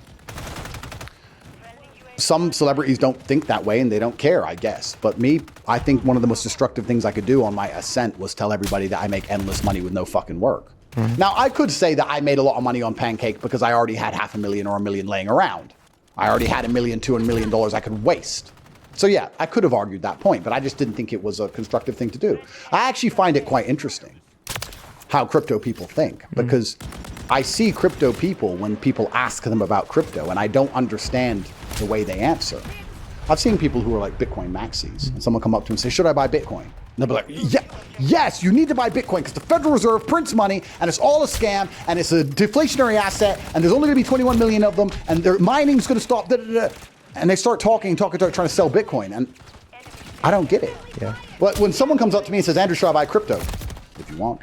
Yeah. I've never been that guy to sit there and try and convince. I don't give a fuck if you get rich or not. And I don't give a fuck where you put your dick. I mean, it's not my business. Andrew, should I buy? People are coming up to me. Should I buy Pancake? If you want. If you want. But will I make money? Maybe you might lose it. I don't know. Yeah. Did you make money? I made money. Yeah, I made a bunch. But look, do the fuck whatever. I've never been the guy trying to pitch crypto to anybody anyway, which I find weird about the crypto community. Actually, we can psychoanalyze that. Okay, I think it's just canned excitement.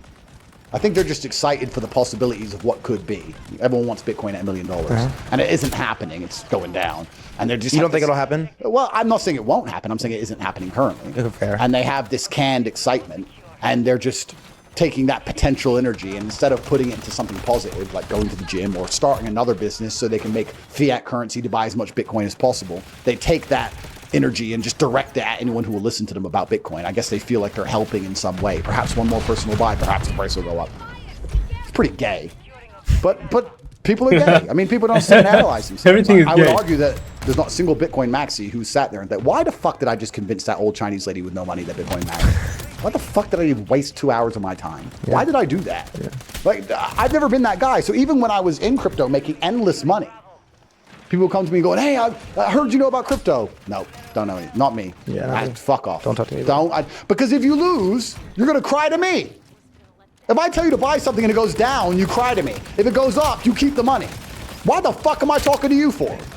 So I've never been that guy. If you're saying to me, why didn't I tell anyone? Tell who? Yeah. Tell why. Plus, another point, which ties back into something I said earlier. In case you haven't noticed by now, I like to use circles. Yeah, you're good. You do. I like to always tie back into things I said earlier. You're pretty good at it. Well, I lay foundations for conversations at the beginning, so I can always reference them back. I said to you at the beginning of this conversation, if I had $1 million in a briefcase, I'd be concerned about someone killing me, right? If I was making $500,000 every few days from some fucking clicks on a pancake website, You're concerned. What's the catch? who the fuck am I telling? You think I'm dumb? I mean, it's done now. It's done now. But you think I'm making that money and I'm going, hey guys, hey, look, I'm not from LA. I'm not a fucking dumbass. I didn't tell nobody. I'm from a different world. I'm from the world where people would sit around in dark rooms with no money and bright ideas. And you'd see someone post a new watch on his Instagram. And you'd say, we know what he's wearing and we know what club he's in. That's from my world. I'm not the guy who's running around telling people how I make money. Things are a bit different now. You do post your money though, your cars. People know I have money. Yeah. But to this day, most people can't name how I have money. How you have money, yeah. And they know I have the school because I have to advertise it. But they don't know if I own the school or if I work for the school or I'm a marketer for the school or how the school works or the internal workings of the school. Yeah. Nobody knows if I have a property portfolio. Nobody knows anything. I'm not that guy because I've been in that room where where those people have got inside of that Astra and gone and sat outside that club and took that Rolex. Yeah. I'm not the dude who's going to be sitting around telling people how I'm making $500,000 every 3 days on a stupid cartoon fucking website. Yeah. I think I'd be a dumbass if I was. So I have a double for you that I think is important. The first is like, explain to me the psychology of like an 18-year-old kid who threw $1,000 into some meme coin, like made $1 million, $2 million, $3 million. Like, what does that do to you psychologically? Oh yeah, he's fucked. That's the worst thing that could possibly happen to an 18-year-old kid. Can you fix it? Well, only if you make him understand how important hard work is. Yeah. I mean, the best way to fix it is to grab him by his throat, right? And to beat the shit out of him so he learns that his money doesn't actually matter in the real world because the real world is violence. Beat the fuck out of him, he'll start thinking, shit, I need to fight. Now I need to protect myself. Now I feel vulnerable, I feel anxious, I feel afraid. I need to go to the gym, I need to train. That would fix him. Someone needs to kick the shit out of him. So that's the first thing that should happen because that's the real world. Problem is, if you have that kind of money when you're young, you're never going to want to work hard ever again. If you've ever worked hard ever at all, you're never going to end up with a real job, right? You just made $3 million from the sky. You think anyone can tempt you with a wage or a salary or delayed gratification of going and studying in school and getting a 3-year degree so that later on you can get a $100,000 a year job? Never. All you're going to do is continue to gamble and hope you're going to pull it off again. So you become a gambling addict, firstly. Secondly, you're going to try and get everything through money. Because you're 18, you lack experience with simple things. Let's take women, right? He's never got women when he's broke. The men with money who were once broke and had women when broke are good with women with money. Yeah. But the men with money who never got girls when they were broke are fucking fish. And they get fished. They get wheeled in and wrecked. 18-year-old's gonna be chasing pussy because he's got money now, but he has nothing else a woman actually wants and no experience. So she's gonna be fleecing him left, right, and center. He's also a robbery target. I've been in rooms. Motherfuckers sitting there with no money, bright ideas. I've been sitting there. They'll see his watch and they'll see what club he's in. So he's a robbery target now on top of it all. Yeah. He's not security conscious because he's never been in those rooms. He's never seen it from either side. So that's the worst thing that can happen to a young man. He's skipping all the struggle, all the pain and suffering he's going to attempt to skip with money. He's going to end up suffering more in the end, but he's going to just lose. I think that getting rich when you're young as a man is probably one of the worst things that can happen. Damn. You don't want to get rich to your late 20s. You want to spend all your 20s broke, grinding, training, making girls like you for who you are and your fucking backpack. Being funny, being interesting. That's what you need to do. I spent my 20s winning world title fights and living in girls' houses they were fucking cooking for me. I don't have any money. Yeah. That's how I grew up. If I had money at 18, 19, I would have skipped so many experiences and so many hard lessons. I'd be a fraction of the man I am today. So I don't like the idea of kids just gambling and getting lucky. Yeah. Now, of course, that's an anomaly because the majority of kids, it's the experience. He's going to end up suffering more in the end, but he's going to just lose. I think that getting rich when you're young as a man is probably one of the worst things that can happen. Damn. You don't want to get rich to your late 20s. You want to spend all your 20s broke, grinding, training, making girls like you for who you are and your fucking backpack. Being funny, being interesting. That's what you need to do. I spent my 20s winning world title fights and living in girls' houses they were fucking cooking for me. I don't have any money. Yeah. That's how I grew up. Yeah. If I had money at 18, 19, I would have skipped so many experiences and so many hard lessons. I'd be a fraction of the man I am today. So I don't like the idea of kids just gambling and getting lucky. Yeah. Now, Of course, that's an anomaly because the majority of kids Are gamble not and doing lose. it. Yeah, of course. They gamble and lose. So then you have to analyze why are kids gambling on meme coins in the first place? And the reason for that is because the matrix is now so broken. Our fiat currency system has become so corrupted. Feels like the only way out. It's the only way out. So you're saying to these young kids, well, you can gamble on a shit coin and have a very low probability of getting some money. Or you can go to school and get in debt and get a $100,000 a year job and be poor forever and be stuck inside the matrix. And then you're going to have to go to a job where you have to call a man a woman, and you're going to have to wear a pride flag t-shirt, or you're going to lose your job, or you're going to have to get 15 COVID injections, you're going to lose your job, and you're going to become a slave. So they're going to sit there and go, well, I don't want to be a slave to the matrix. My only chance is to gamble. And another reason I have to gamble is because of social media. Because all the women I'm trying to DM, all the bitches I want to fuck are on boats. I ain't got a boat. They're in Lambos. I ain't got a Lambo. That girl's 18 years old. I'm 18. She's on a billionaire's boat. What am I gonna do? What am I doing here? Yeah. And that's actually the beauty of the chessboard. You look at the game of chess. The king moves one square at a time. The queen just zips across the board. That's what women do. I know women through their affiliation with me. They drive sports cars, or they go to beautiful places. They fly on private jets. The chance of them achieving those things off their own back and intellect is fucking zero. Meet the right guy. Done. As a man, you can't just meet the right person. Here. Doesn't work that way. Unless you're doing butt sex. Well, maybe. The second part. Malcolm, you want to pull the chair and jump on before you wrap? That is crazy. I do want to ask you the second part though, because I know a lot of people in this situation now from crypto, and it's like you made money for the first time. You launched some coin, whatever. You bought some coin early, participated in some project early, had some early information. You made a couple $1 million. You never had money before. You don't really know how to move with money. How do you keep it? Okay. Like to the 18-year-old kid listening to this, that just made $1 million for the first time. How do you keep it? Absolutely. I'll explain that. The only thing you own is your soul and who you are.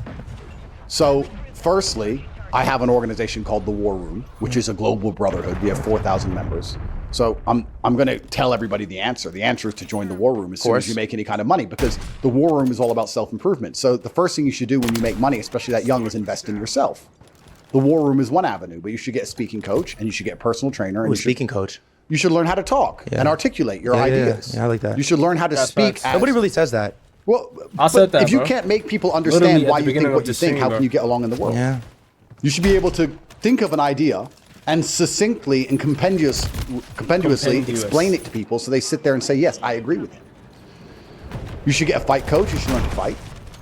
You can go to a racetrack, be a race car driver, learn how to race. You should improve yourself. You should sit and say, what skills can I learn that I can carry with me?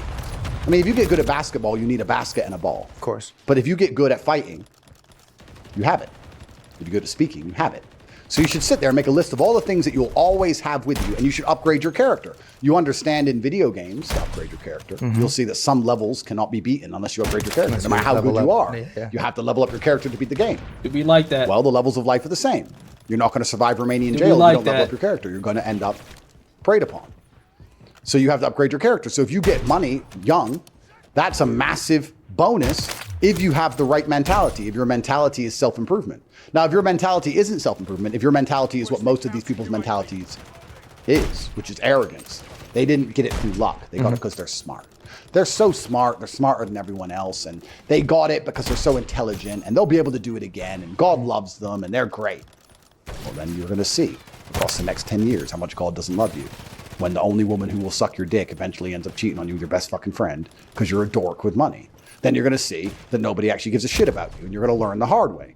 If you remove the arrogance from your heart and understand you're not special, you made money the easiest possible way in one of the cultures or one of the periods of human history where it's easiest possible to make money. It's never been easier. Yeah. Making money in the 1980s. How long does this last? Well, exactly. But it's never been easier. Yeah. You're not a genius. You're not God. You're a dumbass who got in early on a coin with pure luck and gambling. Now you need to improve yourself and upgrade your character before you meet real tests in life, because they're coming. Now, if you're too arrogant to do that, then you deserve what's going to happen. All right, let me ask you this, and I'll throw it to you, Malcolm. Sorry to interrupt, but you asked me how can they can keep the money, and this is the final point.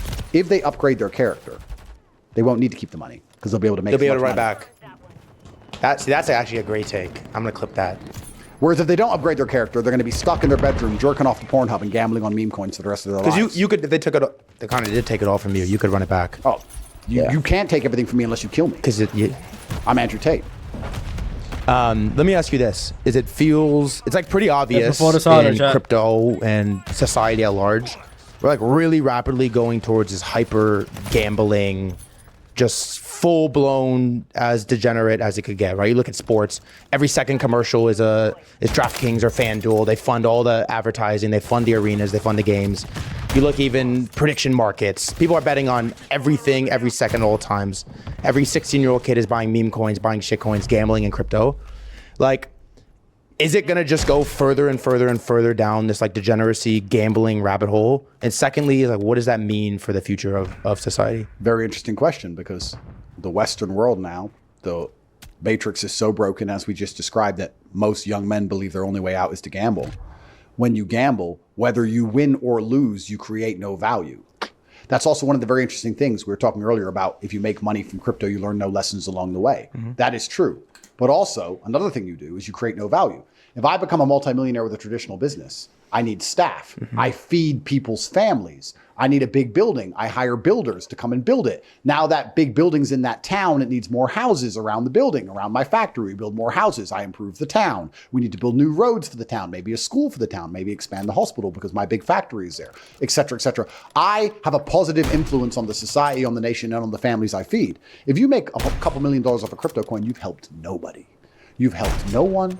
You've fed no one. You've done nothing good for fucking anyone. You've just robbed a bunch of people of exit liquidity. That is it. You've done nothing good at all. And people do that and they think there's no karmic retribution, which is wrong. I actually have a charity, TatePledge.com, which is the most efficient charity on earth because 100% of the money goes directly to the mouths. Yes, because when I got rich, I tried to dedicate money to charities and I realized that they're all fucking thieves. They all suck, right? They all thieves. So I started my own. So if I'm going to give money in Yemen, I'll take a guy, send him to Yemen with a bunch of money. That's it. A flight, a hotel, and money. Buy food. Whereas all these other charities manage to get 15% of the money to the people somehow. It's a scam. So I have my own charity, TatePledge.com. I put up the links, the crypto links, when I was doing the RNT. That's all, yeah. Yeah, and people dedicate a couple $100,000, which is nice, it's fine. But I put $20 million of my own money in every single year. Really? Yeah, completely. It's all audited. But I do that to allow people karmic retribution. Man. You're making money from crypto. You're making money doing nothing. You haven't benefited anybody. How about you give some eyesight to some kid in Gambia? You've made money. You've helped no one. Give some kid in Gambia their eyes back. And they sit there and they just go back to meme coins. Pieces of shit people. This is the problem with the whole fucking space. Because they're helping absolutely nobody, right? But there's going to be karmic retribution for that. They're going to suffer the price of that, I believe. But that's the problem with the crypto space. Unless someone would come along where you had to do real things in the real world and dedicate yourselves to earn tokens inside of an airdrop. And perhaps you could benefit humanity at large. Perhaps. I don't know. I love it. I'm good to have you on too. Thank you. Thank you for having me. Question for you. Now that you're spending more time with the crypto community, are there any redeeming qualities that you've noticed or themes amongst the young men and women in the space that you'd see as admirable or positive? Obviously, they're taking a semi-untraditional path, right? They're not just going to work for consulting or sales or investment banking. They're trying to make it work for them. They're trying to make money. They're taking this alternative path, very internet native. Do you like anything about these crypto people? Or firstly, I don't blame them, by the way. I mean, I don't blame them for gambling. When I'm describing the problems with gambling, whether you win or lose, those problems are an objective fact. As we were talking about Hitler wearing shoes. It's an objective fact. He wore shoes. You love that. I go back always. Because I'm so perspicacious, I knew where this conversation would go. So I thought, let me come in and lay the foundations I can always reference back to. Because I know what he's going to ask and I can see the future and I'm a genius. I've been around. The point is, I've been around. The point is, I don't blame them for following the money. Crypto's where the money is. You'd have to be a dummy not to try. I mean, so of course, crypto's where the money is. That's fine. I think the mistake they make is that they believe it's all down to charts and luck, and that it's not down to any degree of karmic retribution or God's will. I would argue, with no scientific evidence whatsoever, that if you're sitting there trading meme coins and you do 500 push-ups a day, you'll make more money. Now, people will ask me how, why, and I'll say because God will like you more. And you may believe me or you don't believe me. That's up to you. But I would argue in between trading meme coins, if you did 500 push-ups a day and you avoided Pornhub.com and you drank water and you told your mother you loved her very much and you were nice to people and you didn't insult people you've never met on Twitter and you've been a good person, that you would make more money. That's my view. You can believe me or not believe me. It's up to you. But I think the problem with the culture is they think it's all down to just being an anon, being a snake, and jumping in and out of graphs and being on charts. And they don't think that this world has any magic to it. The world is based on things that nobody understands, including me.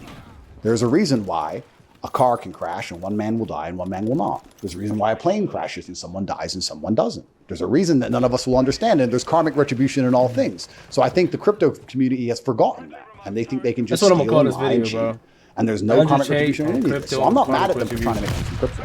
I made a bunch of money with pancake. Yeah. I'm not mad at them for being smart enough to see where the money is. Yeah. But they're too stupid to see that there's something real happening behind the code in the matrix, and that's the mistake they're making. What is your take on anonymous influencers? Because you had an anonymous crypto alt. Did I? For sure. I don't think Allegedly, I was sent. I've gone through it. It was sent to me that this is Andrew Tate's anonymous crypto alt. Impossible. I'll show you when we're done. Show me now. I gotta go somewhere over there. We'll find it. I have it on the Wayback Machine. Show It's me. suspended. Show me. I'll show you. I don't think I've had. Well, anon. I mean, everyone knew it was me. Well, everyone knew it was you, but it wasn't. It wasn't a crypto. You didn't have like a. account, Well, it wasn't a crypto account, but it talked about crypto occasionally. Oh, okay. Well, then, Yeah. then My bad. Then that'll be one of my suspended accounts because I was banned on Twitter and I had to keep making new accounts. Yeah. Okay. But I never had an anonymous specific crypto alt. All right, valid. But an anonymous account that talked about crypto. But regardless, now that we know it exists or existed, what is your take on like anonymous influencers? Well, I think that there's obviously a massive degree of cowardice to that. They're afraid of repercussion, which they look at someone like me and what happens to me and they're afraid. I often, we can talk about crypto and anonymous anon crypto influencers. I guess the primary reasons they're afraid of being robbed or they're afraid of the government. That's one thing. But I actually find the funniest ones are the Misty, right-wing ones, what's going the on? right-wing, white power, First time in chat with anti-migration it. ones. It's very funny What's because going you on, have gang? these anon accounts who are saying, white power, we need to take Europe back, and Andrew, you're a fucking nigger, and then they insult me all day. And I'm like, bro, you're too scared to even He keeps tweet saying it with too. your face. And you're talking about going to war with the fucking Africans in your country? You're out your You're such a keeps saying pussy. it. You won't even tweet with your fucking name next to it, and you want to do something about the brothers on the corner? You don't stand a chance. They're the absolute cowards. I think anon is to a degree cowardice. So I always take what they say with a pinch of salt because they're showing from the beginning they're a coward, right? They're saying, no matter what I say, no matter how intellectual it is, no matter how smart it is, no matter how true it is, I am also a pussy. So I'll read it and go, oh, that's true, but you're a pussy. What we listening to? Oh, we're that's listening smart, to but Andrew you're a Tate. pussy. There's like a star next that's to it. Yeah, there's a star next to it. You're a bitch. I'll show you right now. So keep that in mind. And people are often very different when they don't have to put their when name this next this to what morning? they say. I mean, that's very easy to know. Everyone's a racist, tough guy when their name ain't there. Everyone's a big, strong, deport the illegals when the name ain't there. Everyone's the biggest crypto genius and da-da-da-da. I think there's a massive red flag with that. I think that if people, in fact, isn't it a bragging point or a positive point inside of a crypto project to say that the dev's been doxxed? Yeah, generally. Of course. Generally, yeah. Because everyone knows you know who he is. Because everyone knows anons are stakes. They'll put their face on There's it. They're accountability. pussies. Yeah, it's a liability. So when I see anon accounts say anything, and the only time I really interact with them is on this migration issue, I just know they're pussies. I tweeted something the other day that went super viral and pissed off all the white people. What's the tweet? I said that the white race is doomed. I said the white man is over. There's not going to be any white people left because you've been cucked by your women into only having 1 or 2 children. And all the other nationalities will have multiple kids with as many women as they want, or at least one will have 5, 6, 7 children. Your populations are declining That's a in real wild time. statement. You've got open borders and you're being replaced. And unless the white man does something and starts having children instantly, you're going to be replaced. And they all lost their minds and attacked me, called me a nigger, and said that we're going to kick everyone out of this country. We're going to do mass migration. ER is we're gonna close the wild, border, bro. the white man, the white man, the white man. Of course, nothing of that's ever happened. They all ran their mouths. And there was a bunch of anon accounts. And I sat there and said, you won't even put your name next to what you're saying. And I'm not insulting the white man. I'm part white. I'm just pointing out to you that your birth rates are collapsing in real time and you're being replaced in your own nations. The hill to die on throughout the largest period of It is human so history slow, was bro. literally, and not just figuratively, literally defending your land from foreign invaders. And now you just invite them all in and they all just repopulate and live off your taxpayer money. And you sit there and go, oh, I don't have any kids. I'm not ready yet at 33. And then you meet one woman and have 1 kid and you think you're going to preserve a nation or a religion or an ideology. The white man's going to disappear and Christianity is going to disappear with it because no one's having any children. Don't be mad at me. I'm just pointing out the facts. Hitler wore shoes. What the fuck you want me to do about it? Don't fucking yell at me about it. Do something. And then they sit there with their anon accounts and call me racist names. But the fact that they're anon accounts in the first place proves I'm completely right because they are pussies. They're not even man enough to sit there and say, I'm 3,000 miles away and I think you're a nigger. No, they're scared for me to even know what they look like or know their real name, despite the fact that I'm trapped within Romania and they live in fucking America. They're cowards. That's what I think of Anons. I think they're cowards. I don't give a shit about anything they say because they're all LARPers. Why would you be Anon if you're not LARPing? If you're really the G, why not be the G? Gee, that's interesting. What are you hiding from? You know, because they're all rich, millionaire, Lambo, girls. What are you hiding from if you're really that guy? Oh, I just don't want clout. I want to be rich and not famous. Yeah, that's why you're tweeting. Shut the fuck up. Full of shit. You want to be that guy who wouldn't have an account at all. They're liars. Someone should grab them by their throats. I've got a question about censorship. Sure. So I've heard you tell a story of like you waking up one day during your cancellation and like app by app, you're getting logged out of all your social media accounts. Yep. Of course, Elon has come back recently, bought Twitter. He reinstated your account, and he's done that for many other people who are controversial. But Elon is not necessarily going to be the CEO of Twitter forever. It's likely that he will, be succeeded by somebody else or something will happen to him. And so what happens in that world?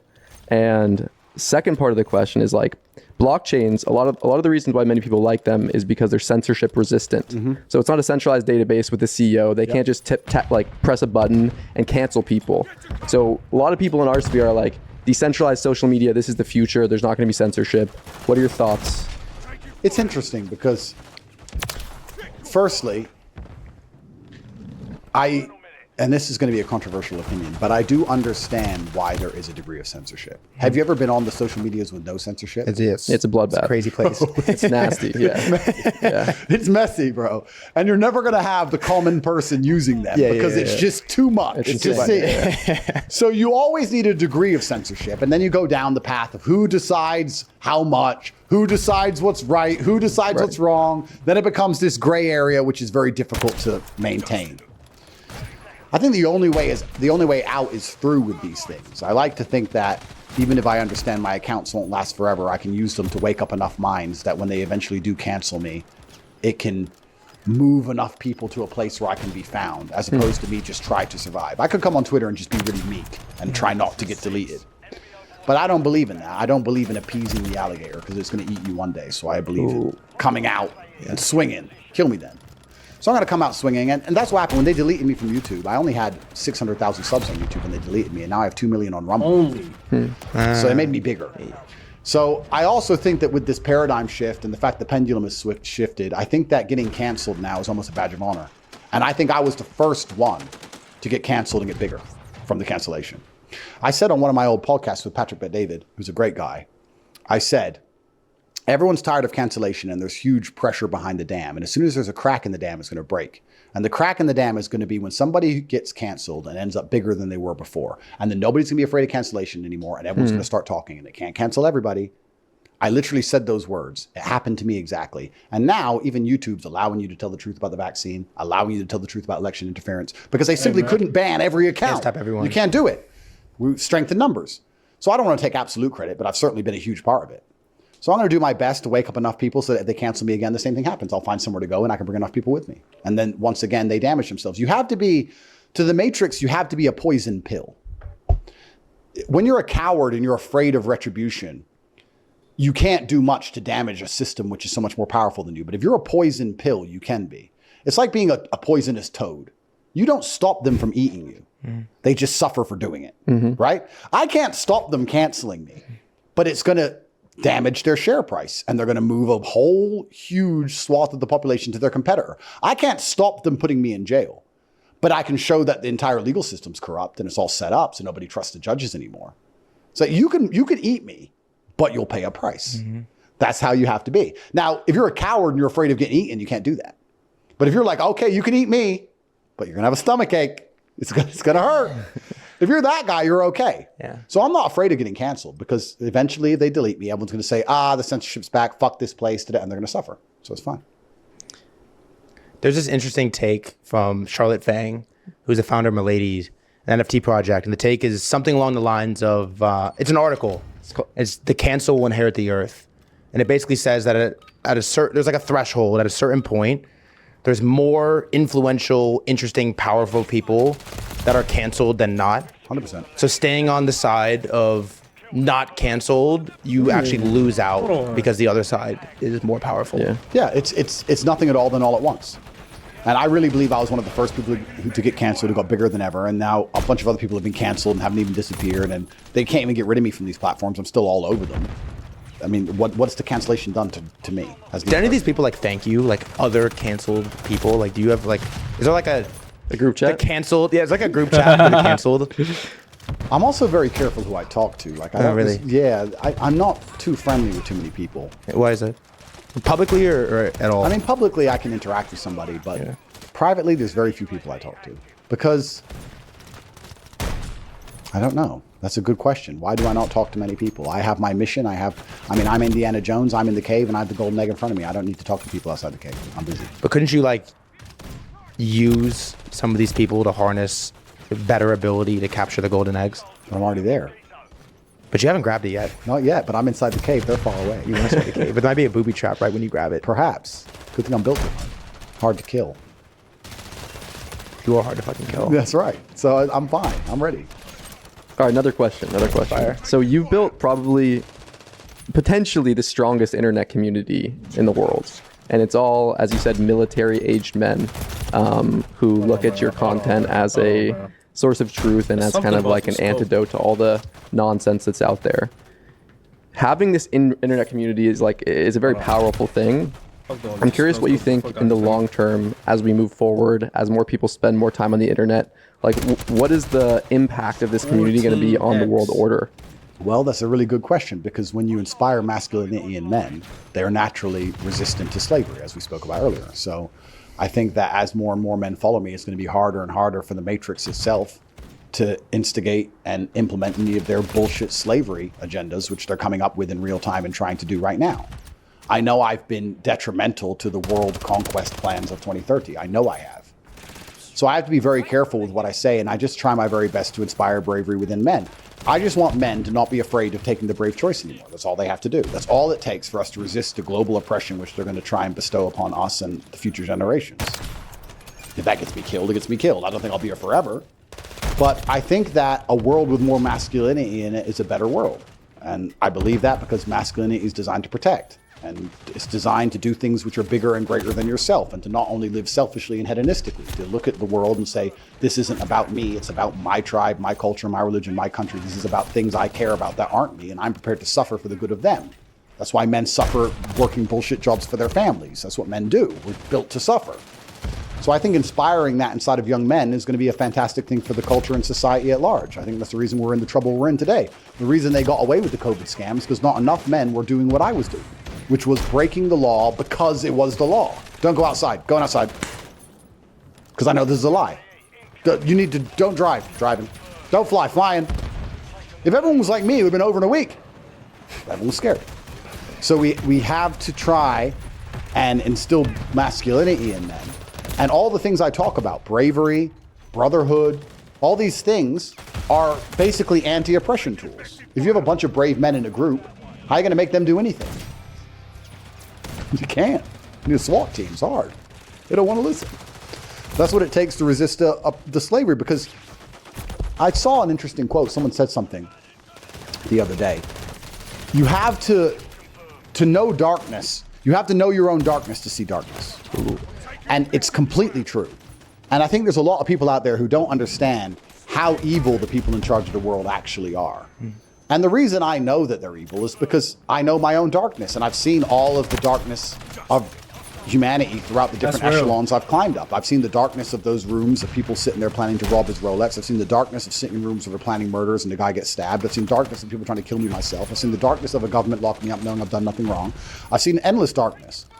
And you realize that the people in charge of the world have very little interest in you. They don't give a shit about what happens to anybody. They want power and they want control. And they don't do it for a financial gain. They do it for their ego. This is what's so interesting. We can tie back into what I was saying earlier, because you're asking me my motivations for doing things. If I were to say to you ego, you would say, nah. Why the fuck do you think they locked everyone in their house? You think it was for money? They print the money. They don't need money, they print it. It was so they could laugh. It's so Nancy Pelosi could go get a haircut while you had to stay in your house. And it was on video and she showed everyone. And they continued with the lockdown afterwards. Ha ha ha. It's so that you put a mask on to walk in the restaurant, take it off to eat, and put it on to go for a piss. It's so they can laugh at you. It's for their ego. And the reason I know it's for their ego, because I know why I do what I do, which is the same reason why Genghis Khan conquered fucking Vienna. Because any kind of person who gains that type of power is ego-driven. So why did they enslave humanity? Because it was funny. And how do you stop them from enslaving humanity? Well, I can't do it by myself. Rambo doesn't exist. What did I say earlier? Teamwork, brotherhood. If enough men stand up and say no, they have a problem. One man does, no matter how powerful he is, even if he's the top G. It doesn't work. And I can tell you that because my brother and I were trying, and nobody fucking listened. But if we had more people, they would have. That's the reality. So I think the impact I'm going to have on the world is a good one. Because if you have men who are brave and who are not afraid, you have to, the only way you can convince them to do things is to show them that it is positive. It's a good thing for them, or a good thing for those they care about, or a good thing for their nation, or a good thing for their religion, or a good thing for their race, or a good thing for their creed. You can't force their compliance with fear, which is what they did with COVID. They didn't say, stay in your house for the good of the world. Well, they did, but they did it via fear. Be afraid. Someone's going to die, and for the good, you need to stay in. The old people will die. They used fear. But if you can't use fear to make men comply because they're not afraid, then you have to use other reasons. And you have to be far more honest, because fear is easy to invent. Fear is an emotion you can invent. They can say there's a Tyrannosaurus Rex outside. They can say Russia's about to nuke Bucharest. They can say there's a disease you can't see. They can say there's a terrorist downstairs right now in the lobby. Stay in your room. Fear you can just make up. You haven't got to see anything. You don't got to see it. They can just call and say there's a terrorist. Stay in your room. We'll all stay in our room. Fear they invent. But motivation and convincing a man that what you want him to do is going to be good has to at least make some degree of logical sense. It's a far harder sell. And that's why I believe reinstalling masculinity is going to be such a positive thing for Western society. I believe we're on our last chance. If we don't do it now, it's over. Because the robots are coming, and the Western hegemony is falling, and the American empire is collapsing. And you have Russia and China and these other countries which are teaming up, which are patriarchal still. We live in a gynocracy. We live in a society where women are in charge of everything, because everyone's just chasing pussy all day and women just get to walk around and live free lives. And we're going to lose globally. And it's so interesting about these things because, like feminists, they scream, smash the patriarchy, baby. You know, like, I find these things amazing. I have nothing against Taylor Swift. I've never met her. But she has a song, and in one of her songs, she goes, fuck the patriarchy. And all the women inside the stadium are saying, fuck the patriarchy. Men built that stadium. Men built the stage she's standing on. Men made the guitar she's using. And men went to work to pay for their daughters to go listen to this shit. What kind of father's even letting his daughter go? If my daughter said, I want to go listen to someone say, fuck the patriarchy, I say, you better get a job. Because the patriarchy is about to fucking buy your ticket, dummy. So this shows how weak men are. They're sending their own fucking offspring to be indoctrinated against them. Then they wonder why their daughter doesn't listen when they say, keep your legs closed, don't make it OnlyFans. And then she's turning around going, yeah, patriarchy. Fucking asleep clown world. But it's so amazing about the natural order of things under God's will, because God has created society in a way where men and women are the perfect combination. We're two halves of a whole. But men are supposed to do the protection and provision, and women are supposed to do the nurturing and the reproduction. If you have a society like ours where that's inverted, and men are not allowed to provide and protect anymore because that's toxic in some way, well, then you have a society that collapses and loses to the other patriarchal societies. So when China and Russia rule the world, guess what comes back? The patriarchy, just not our one. So you can't escape it. So when these women are saying, fuck the patriarchy, you're saying, get rid of the warriors who will protect us from the other patriarchy. Good luck. You know? Have you ever seen that meme where it says what women think they'll do in the end, in the apocalypse? Actually, yeah. When there's like them with the bow and arrows, and what they'll actually do, and they're all on street corners? Bro, like, men have a job to do. So we need to reinstall it, or otherwise our civilization is over. And when I say these things which are provocative, like telling the white man, have some kids, hello, have some children. I know black brothers who have 11 kids with 7 women. You have no kids. Is that positive? I mean, that's another argument. Here's another very interesting argument. We can talk about it. Is that positive? Perhaps not. Who's going to raise them? Who's going to pay for them? The white man. Your taxes pay for them. So who's really the dummy? Him or you? I guess that's fair. Well, I mean, the white man is going to build a nation, build an empire, build Europe, build the cradle of civilization, then allow it to be invaded and pay for everyone the invaders' kids. Well, who's the fucking dummy? Who's the dummy? Yeah. What the fuck? Try that over there. You go there and have a bunch of kids and tell them to pay for them. I mean, the power vacuums get filled. If I leave $1 million out on my doorstep and go to sleep, someone's going to rob me. Is it my fault or their fault? If I said to you, I got robbed for $1 million, you say, no way, what happened? I got $1 million cash, I put it outside in the field, and I went to sleep, and someone stole it. You'd say, well, you wouldn't say, why did they steal it? You'd say, why did you put that there? Yeah. What a fucking dummy. Well, I mean, this is the thing. So we can argue if that's a good thing or not. We can argue whether that's right or not. But guess who's right? Might is right. Who wins? Yeah. They're going to outpopulate you in your own country. Yeah. So who's right? Yeah. They are, and you're paying the bill, sir. Taxes are due. Pay them. So what do you want to say? Yeah. It's the reality. I know you have to ask about the downfall of the West. Before Oh yeah. I mean, you just talk a lot about the downfall of the West. It's over. It's over. None of you see. It's fucking. We're on a sinking ship. We're on the Titanic. Hello. The West is done. We're on the Titanic. It's done because the Taylor Swift songs. The patriarchy's gone. It's done. Is Taylor Swift the reason the West is in Of course not. free fall? Taylor Swift signed contracts and got told to sing that song. Yeah. I don't know if she even believes her or not. Probably not. She goes out with a football player. I'm sure he's probably telling her what to do all the time. Make me a sandwich. She's probably fine. I don't know her. My point is, the reason the West is falling is because there's no patriarchal protection provision. That's why it's falling in real time. People always say, oh, there's no kids. Well, there's no kids because there's no marriage. Well, why don't men want to get married? Why the fuck would a man get married today? Men wanted to get married when they got a virgin who listened. I'm not trying to be offensive. I'm telling you why men got married. Now they're saying, get married. Oh, you want me to go to Miami, find a girl who's been fucked by 35 dudes, then have a $10 million wedding for her to put on her Instagram. Is that what you want me to do? Do I look like a dickhead? No, I'm not going to do that. I'm not fucking stupid. And then they're going to sit and go, oh, there's no marriage. Well, duh. Like, well, duh. So then there's no kids. Duh. And then the only way to do it is have kids out of wedlock, and then who pays for them? That's crazy. Okay. Get to work, sir. You got bills to pay. This is fucking trying here. The question is like, okay, given the fact that the West is falling, Michael and I, we're both living in Los Angeles right now. We live in Unlucky. We live in the United States. There's all these indicators like education is going down the hill, like obesity rates are up, crime rates, inflation, etc. All the indicators to measure a country's success. It shows the United States is going downhill. Yeah, it's fucked. Yeah. Okay, so tactically speaking, like what should we do? Like we're cognizant of the fact that we're living in a declining empire. What does one do to make sure they don't get wrecked by the collapse? Well, it's an interesting question. Darwin, in his book, when he was trying to explain evolution, said, it is not the strongest or the quickest animal which survives, it's the most adaptable to change, which is one avenue. So you have two basic paths. We can think about this linearly. If we accept the problem that you've just said is a matter of fact, which I believe it is, you have two paths. You can either try and fix the problem or run away from the problem. You can run away from the problem by moving geographical location. You can simply move. And then you can say, well, I'm going to raise my family here in this society, which I believe is better. The hard part then is then finding a society which you believe is better because there's no light without dark. I moved to Romania because it's the most Christian country in the world. It's 99.5% Christian when I moved here. It's also a very safe society. There's very little street crime. Very little. It's very religious. It's very little. There's none of this feminist gay shit. Very little of it here. But there's no light without dark. The dark is it's a smaller nation and it's corrupt and you can get thrown in jail for no reason, as I've learned. So you have to take the rough with the smooth. The alternative is to try and fix the problem. Well, you can try and fix the problem via influence, which I guess what you're doing now. You have a degree of influence. That's why you're on this podcast. But that's why influence is so important. But then you have to be prepared to put a target on your back. Because every single war is a war for influence. We are currently in a war in the West right now. We're in World War III because they're trying to psyop everybody so heavily and constantly into being cowards because they intend on enslaving us all. So they need to make us all cowards first. What you do before you control a population is remove the warriors.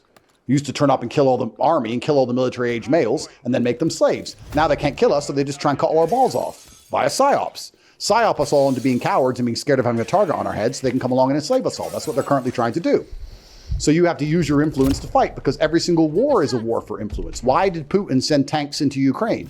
So that he can control the territory and tell people what currency to use, what language to speak, and what news outlets to listen to. It's a battle for influence, as is the current battles we're in right now. So me doing what I'm doing, I'm a combatant in World War III. You can be that too. You can sit there and try and convince people to do the right thing. And you have to do that by leading by example. And then you have to have as many children as possible and raise them to do the right thing.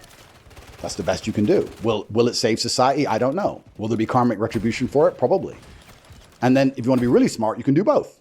You can stay inside of LA. You can try and say the right things. You can not sell your soul. You can make sure everything you're saying is responsible. You can make sure that any power you gain is used in a responsible way, as I am. For the same reason I didn't tell people to buy Pancake Swap. You could think about these things in advance. You can try and have a family. You can try and raise them responsibly. You can try your very best to install masculinity back inside of the society. And at the same time, you can also have a backup plan and a house somewhere else. And if it all goes wrong, you get in a jet and bounce. Makes sense. On the influence thing, I have this take, and it's something along the lines of like, influencers are modern day gladiators, basically in like the ultimate power struggle for influence, as it's like the most valuable element you could have in the internet age. Like, what is sort of your general take on like social media influencers and this like PvP battle for whoever holds more influences? The thing is this though, I would argue I'm one of the only influencers, if not the only one. Interesting. Because you have people who can get attention. But attention isn't influence. What about me? And the crypto coins of celebrities have recently proved that. For sure. They have attention. No, people know who they can't convert it. But they can't convert it into influence. People don't trust them. Yeah. I could say right now what political party to vote for and affect it by tens of millions of votes. That's influence. There's a whole bunch of streamers that people watch, but nobody gives a shit what they say. Nobody listens to them. That's the difference between having fans, genuine fans, and just followers. Yeah. So we have to make sure that we're not conflating influence with attention, because there's a whole bunch of clowns that have attention. It's valid. And they're just clowns. And in fact, they're watched to be laughed at and to be mocked, as opposed to being watched to be respected. When you're an influencer, typically you're always going to be smaller than the people who are garnering attention. Typically, perhaps I'm an anomaly, but in general, you can have a small channel, but a lot of influence. You can have 50,000 followers who really believe. They'll do whatever. And they'll do whatever. That matters more than having millions watch you be a dickhead. That's important. That is fucking fact. I think strength is in numbers and all things, like we said earlier. We said about how brotherhood and improving your network is very important. I'm saying these things and they're seen as controversial, whatever. But when everybody starts saying what I'm saying, we win. That's all it takes. It just takes everybody saying, no, men need to be men. Women need to be women, and we need to work together. We need to have families. We need to do what we're supposed to. Get the fucking, why are you wearing this? Why are you naked waving your dick in a kid's face? If you're gay, you can do that at home. You don't have to do that. And not be afraid to say it. But everybody's afraid. Down to back to basic tenets of masculinity, bravery, all the things I was talking about before. People are scared to tell full-grown men not to wave their dicks around kids because they're scared of getting cancer. They're scared. Well, I'm not. I think it's wrong. That's what I'm saying. When you think about the Matrix, we can paint the Matrix as the enemy for the sake of argument. Are you thinking like it's like, you know, a bunch of puppeteers or puppet masters who get together in these meetings and like they orchestrate these things for their self-interest? Or is it like an emergent thing, a bunch of people in power with self-interest acting in ways that will benefit them? Or like, what do you envision when you think about the Matrix? I think it's a combination of things. I think that both of those versions are true. I think you have people who are self-interested in various positions of power who is doing things that primarily benefit them. I think that certainly exists, who are taking the selfish choice as opposed to the choice of the nation. But also, as I've said, if I've been in rooms with people who are planning the demise of a man over a Rolex, it would be asinine for me not to believe that there's rooms where they're planning the demise of a man over something much larger than a Rolex. So I'm sure that there's groups of men who sit in rooms and plan the assassinations of X people and certain people and plan wars and plan which influencers to get rid of. Those things must happen. Of course they do. We know they do. We know there's war cabinets. We know these conversations happen. Right. But primarily the Matrix is a whole lot of people who are self-interested, working for a state. And the way the whole system is set up is actually quite interesting, because even if I take my personal experience of going to jail, we talk about the Matrix putting me in jail. Well, the man who raided my house said, sorry, I'm just doing my job. The man who put me in the car said, sorry, I'm just doing my job. The man who put me in jail, sorry, I just do my job. The guy who fed me the food, sorry, I'm just doing. Everyone knew I was innocent, but here I am. So the Matrix is also just a lot of people with bills to pay. The way the whole system's set up, it's difficult. None of them at any point could have saved me. And they all knew I did nothing wrong. So what can you do? This is the way the whole system works. It's extremely difficult to explain exactly what it is, but I think if I had to pin down exactly what the Matrix is, I would choose the media, because the only way they get away with what they get away with is keeping us ignorant. You talked about why you got the vaccine because you're ignorant. That's fine. People are out here working jobs because they don't know what money is. If the world knew what money was, it'd be over in a day. But they make this ultra complicated bullshit system, make it very difficult to explain, but I'll simplify it. They make it up. That's it. And they print it, and they manipulate it, and they lie. Same with the stock market. It's made up. It's a lie. They just manipulate it with algorithms. If people understand that, it all collapses. So they need the ignorance. And the ignorance is purported via the media. They keep everyone living in a dream. The reason I called it the Matrix instead of the swamp or the deep state or any of these other things, I chose the Matrix because in the movie The Matrix, you're living in a false version of reality in your mind so your body can be harnessed. That's exactly what's going on. You're going through the world thinking that everything you're supposed to believe in is worth believing in. You think the police will keep you safe and the doctors will keep you alive and the judge is fair and that you can own this home if you just work hard and try your best. And you believe this complete bullshit so they can harness your bodily energy so you'll continue to be a slave. If you understood how things actually worked, you wouldn't be doing any of the things you're doing. And then society collapses if everybody understands the truth, as I've talked about. But there's also a mass degree of uncomfortableness that comes from knowing the truth. I'd be far more comfortable if I believed the version of reality they want me to believe. Imagine me going to court now, believing that the judge was fair. Damn. Go. The judge is fair and I've done nothing wrong. Oh, I'm good. Where's the lawyer? Yeah. When you're going to court going, would they really let some random with a law degree decide the largest legal case in this country, which was instigated by the deep state in America because I was too large online? Are they going to leave it up to some random person? No. Probably not. Of course not. People would cheat in a basketball game if there was no referee. Damn. That's a pretty good take. So it's very scary to understand the realities of the world. And that's why a lot of people are willfully ignorant. There are a lot of people, because they are cowards, which is why I talk about bravery all the time. Which is why I was shouting earlier when you were talking about the target on my back. Because I found it offensive, so not because you deliberately tried to offend me, but I was trying to explain that I don't operate from that frame. Because if I operate from that frame, I wouldn't be doing any of the things I'm doing. The only reason I'm doing them is because I don't give a fuck. Because you have to be brave. Because if you're not brave, then you're going to be willfully ignorant in all things. Because it's easy to accept the lies. It's hard to sit there and say, no, none of this is real. Then you have to take absolute self-accountability. Then you got to look in the mirror and go, okay, I can't rely on anything. I can't rely on the police. I can't rely on the judge. I can't rely on the legal system. I can't rely on the doctors. I can't rely on, what do I do now? Then it's scary. And unless you have the motivation to then go out there and build an empire yourself, you'd rather just believe the bullshit.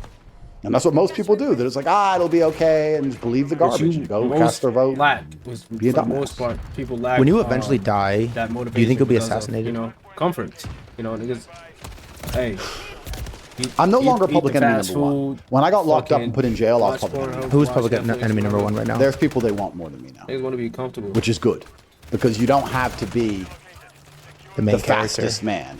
You just have to be faster than the slowest man when the bear is trying to eat you all. So there's other people they want to get now, which is good. I'm like number 3 or 4 on the list, which is fine. I like to believe they won't assassinate me. I think I'd just get a long jail stretch instead. I think I'll do 20 years or something.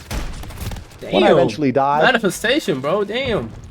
I don't know. Don't say it. But I'll have enough children so that I'll live forever. Yo, so this nigga's L man, bro. That's what life's for, right? And this is another thing we talk about, and I'll keep saying controversial things because fuck Hold the tongue, bro. But this is another thing we talk about.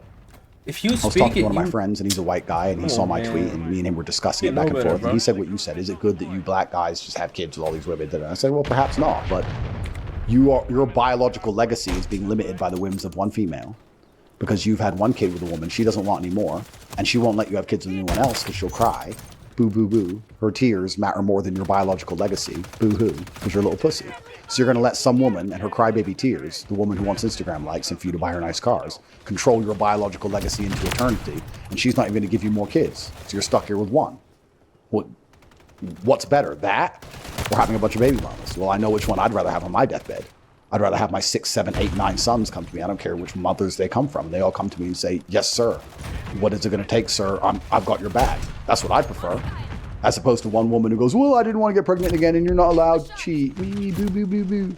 So the white man's going to be controlled by women because you live in a gynocracy. Then you're going to be extinct. You're going to be eliminated by the people that you invite into your country.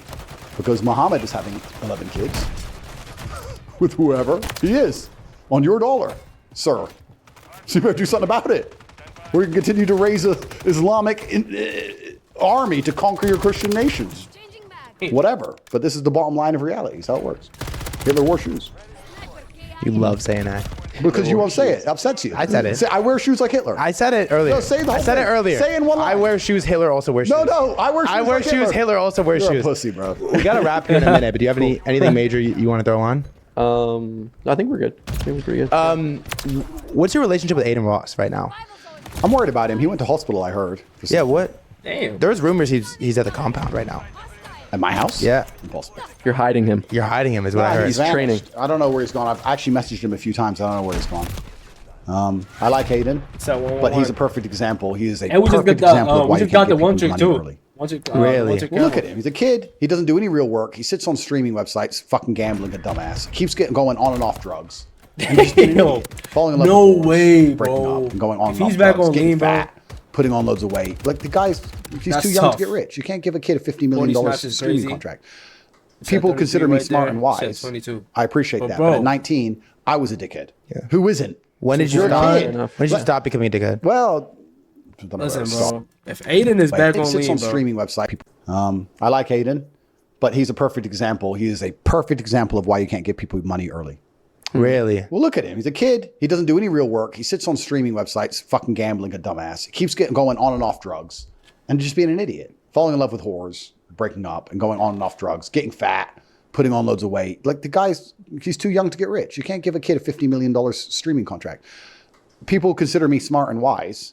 I appreciate that. But at 19, I was a dickhead. Yeah. Who isn't? When did you You're stop? a kid. When did you stop becoming a dickhead? Well, I don't know where to stop. Some But people the are point is, still going. yeah. when I'm 19, I couldn't have dealt with money. I wouldn't be the man I am today if I got rich at 19. Thank God I didn't. The best thing that can happen to you is you spend your 20s broke and you get rich in your early mid 30s.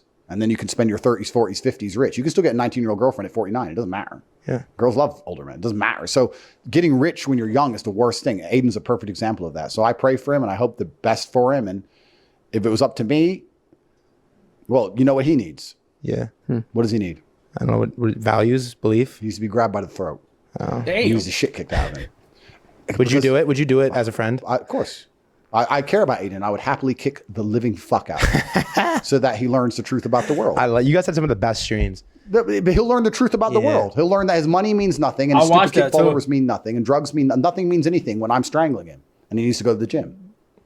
In that exact moment, he'll realize and wish he wasn't so weak.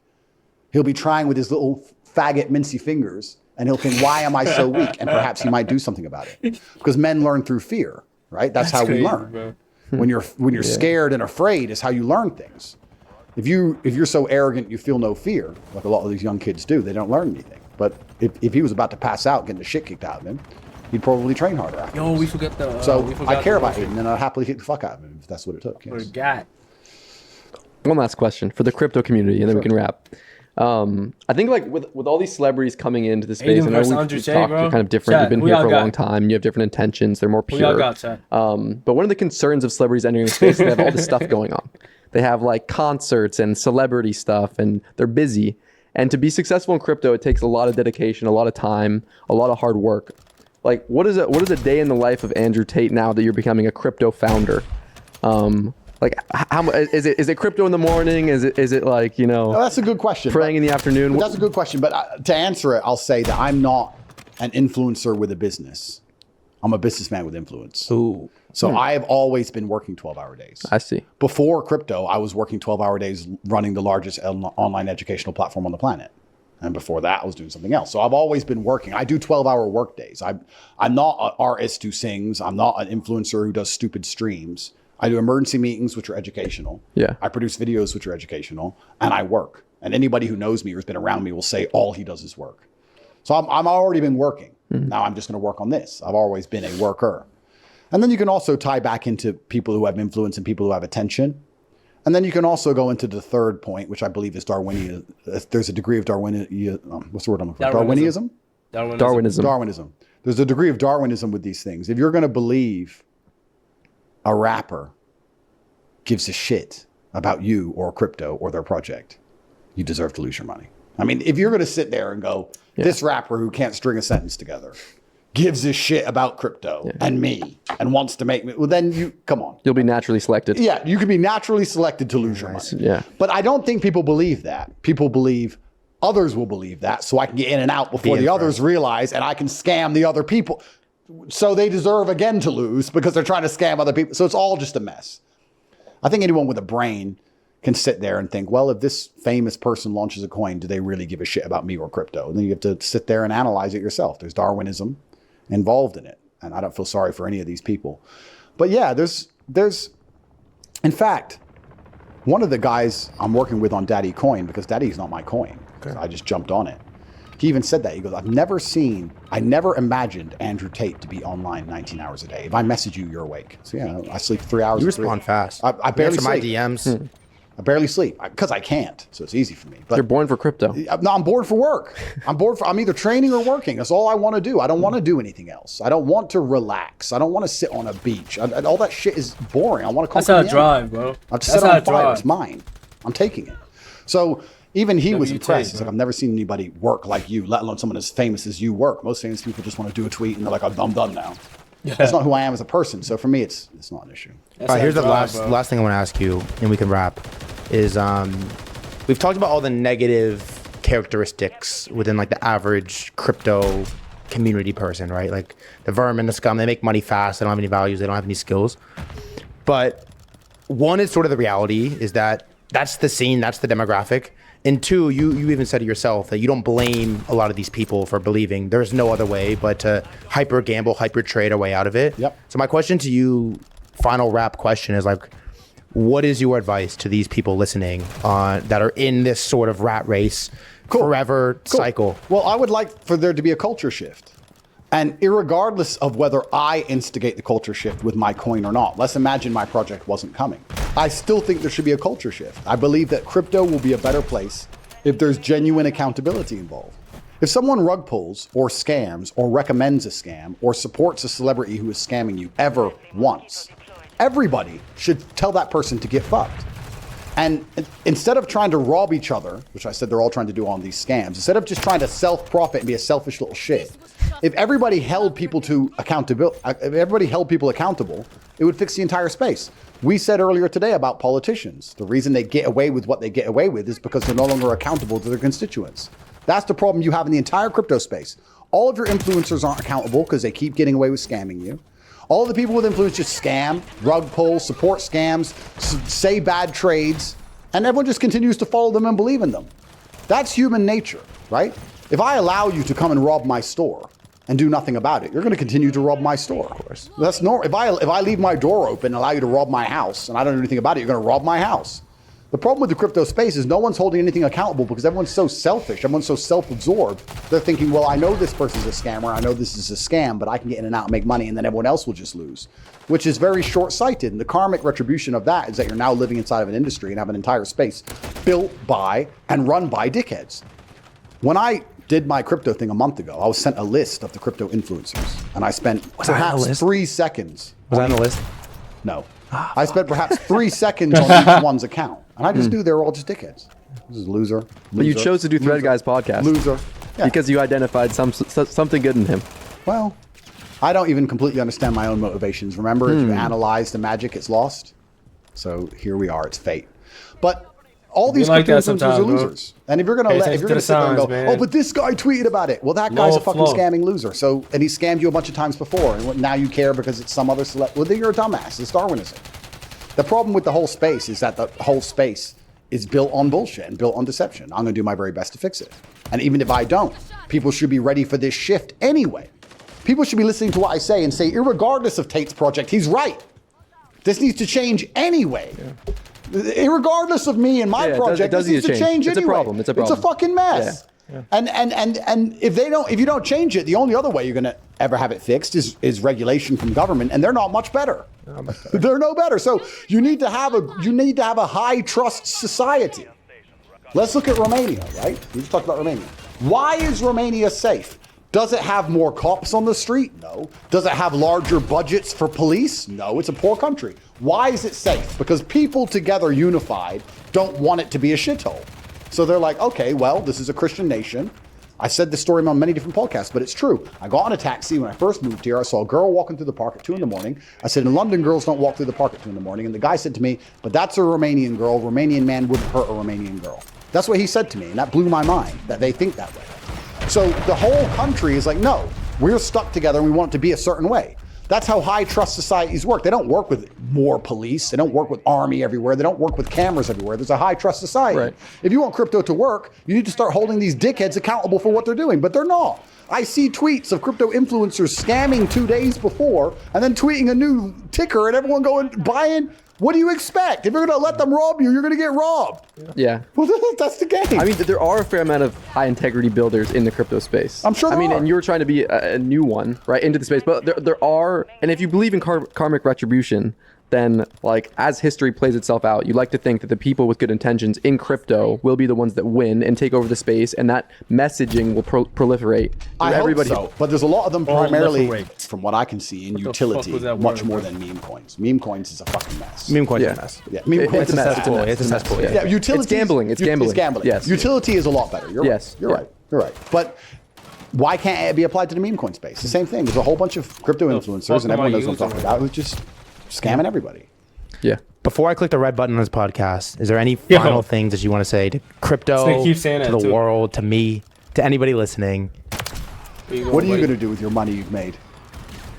I'm going to use it for good. I'm going to use it for good, Andrew Tate. How do you use it for good? I don't entirely know the answer to that question. But if you improve yourself, then you improve the lives of everyone around you. Yeah, and I will say this though, you have a take where it's like, if you're a piece of shit, you make money, you're a bigger piece of shit. If you're a G, you get money, you become the top G. Yeah. I think one thing I can confidently say, and I've shown to myself through this, process, is that I have strong values, strong beliefs, and I stand by them. And as I've made money, I haven't made, top G money. I don't have 59 sports cards. I've stood by them. Good. And I think I can confidently look in the mirror and tell myself, like, you did a good job knowing you didn't switch up. You had an opportunity to sell out, to do this, do that. You didn't do it.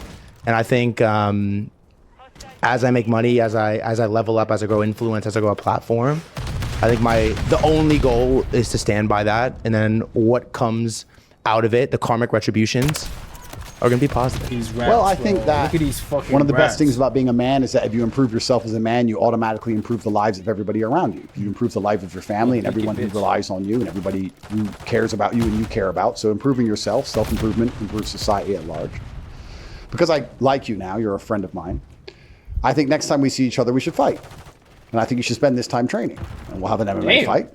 We can do it on one of these crypto shows. We can fight, and you can prepare yourself, because if you prepare yourself between now and our next meeting, you're going to be a better version of yourself. Whether you win or lose at the end, it doesn't matter. All right, since we're friends and you like me, now I have a request. Sure. I booked a one-way flight here. Like what are the me, chances bro? I get training lessons with Andrew Tate before 0. we leave? I'm busy.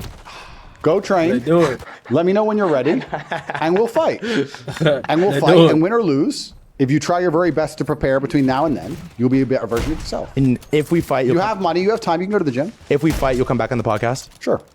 Andrew Tate, thanks for the time, man. No problem. Did you have fun? Yeah, sure. It's fun. Thank you all so much for pulling up. Thank you all so much for supporting. I will catch you when I catch you. I'll see you when I see you. Have a great rest of your day. Love you, motherfuckers. Peace. What's good, YouTube? Welcome back to another video, man. Today I have another challenge slash How the fuck you show, do switch whatever you so wanna call it. fucking A lot of quick, y'all bro? like to pop the balloon trick tank, so I'm gonna continue giving y'all that type of content. We have a lady here. You want to tell me your name? Hi, my name is Jay. So I have, I think 6. Yo, yo, yo, what is good? It is Thread Guy, and we're live here in Bucharest, Enemy precision airstrike. Find cover.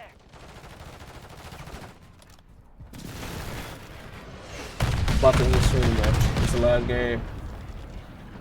I gotta get off, man.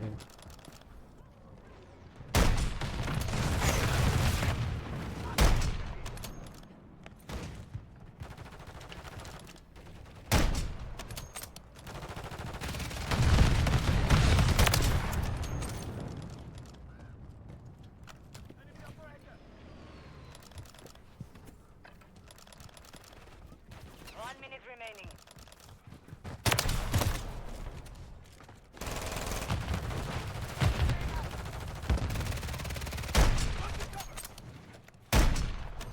Hostile UAV in the area. I'm hit.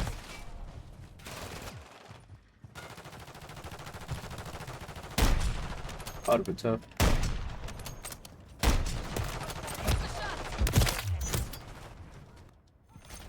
To the dome.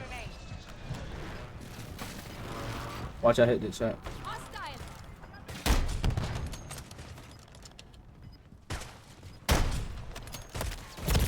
I'm trying to hit, bro. Hold on. I'm finna tweak up. Oh, nah. I just got no scope, bro. Please. Come on, man. That shit was so fucking close, too. That shit was so close.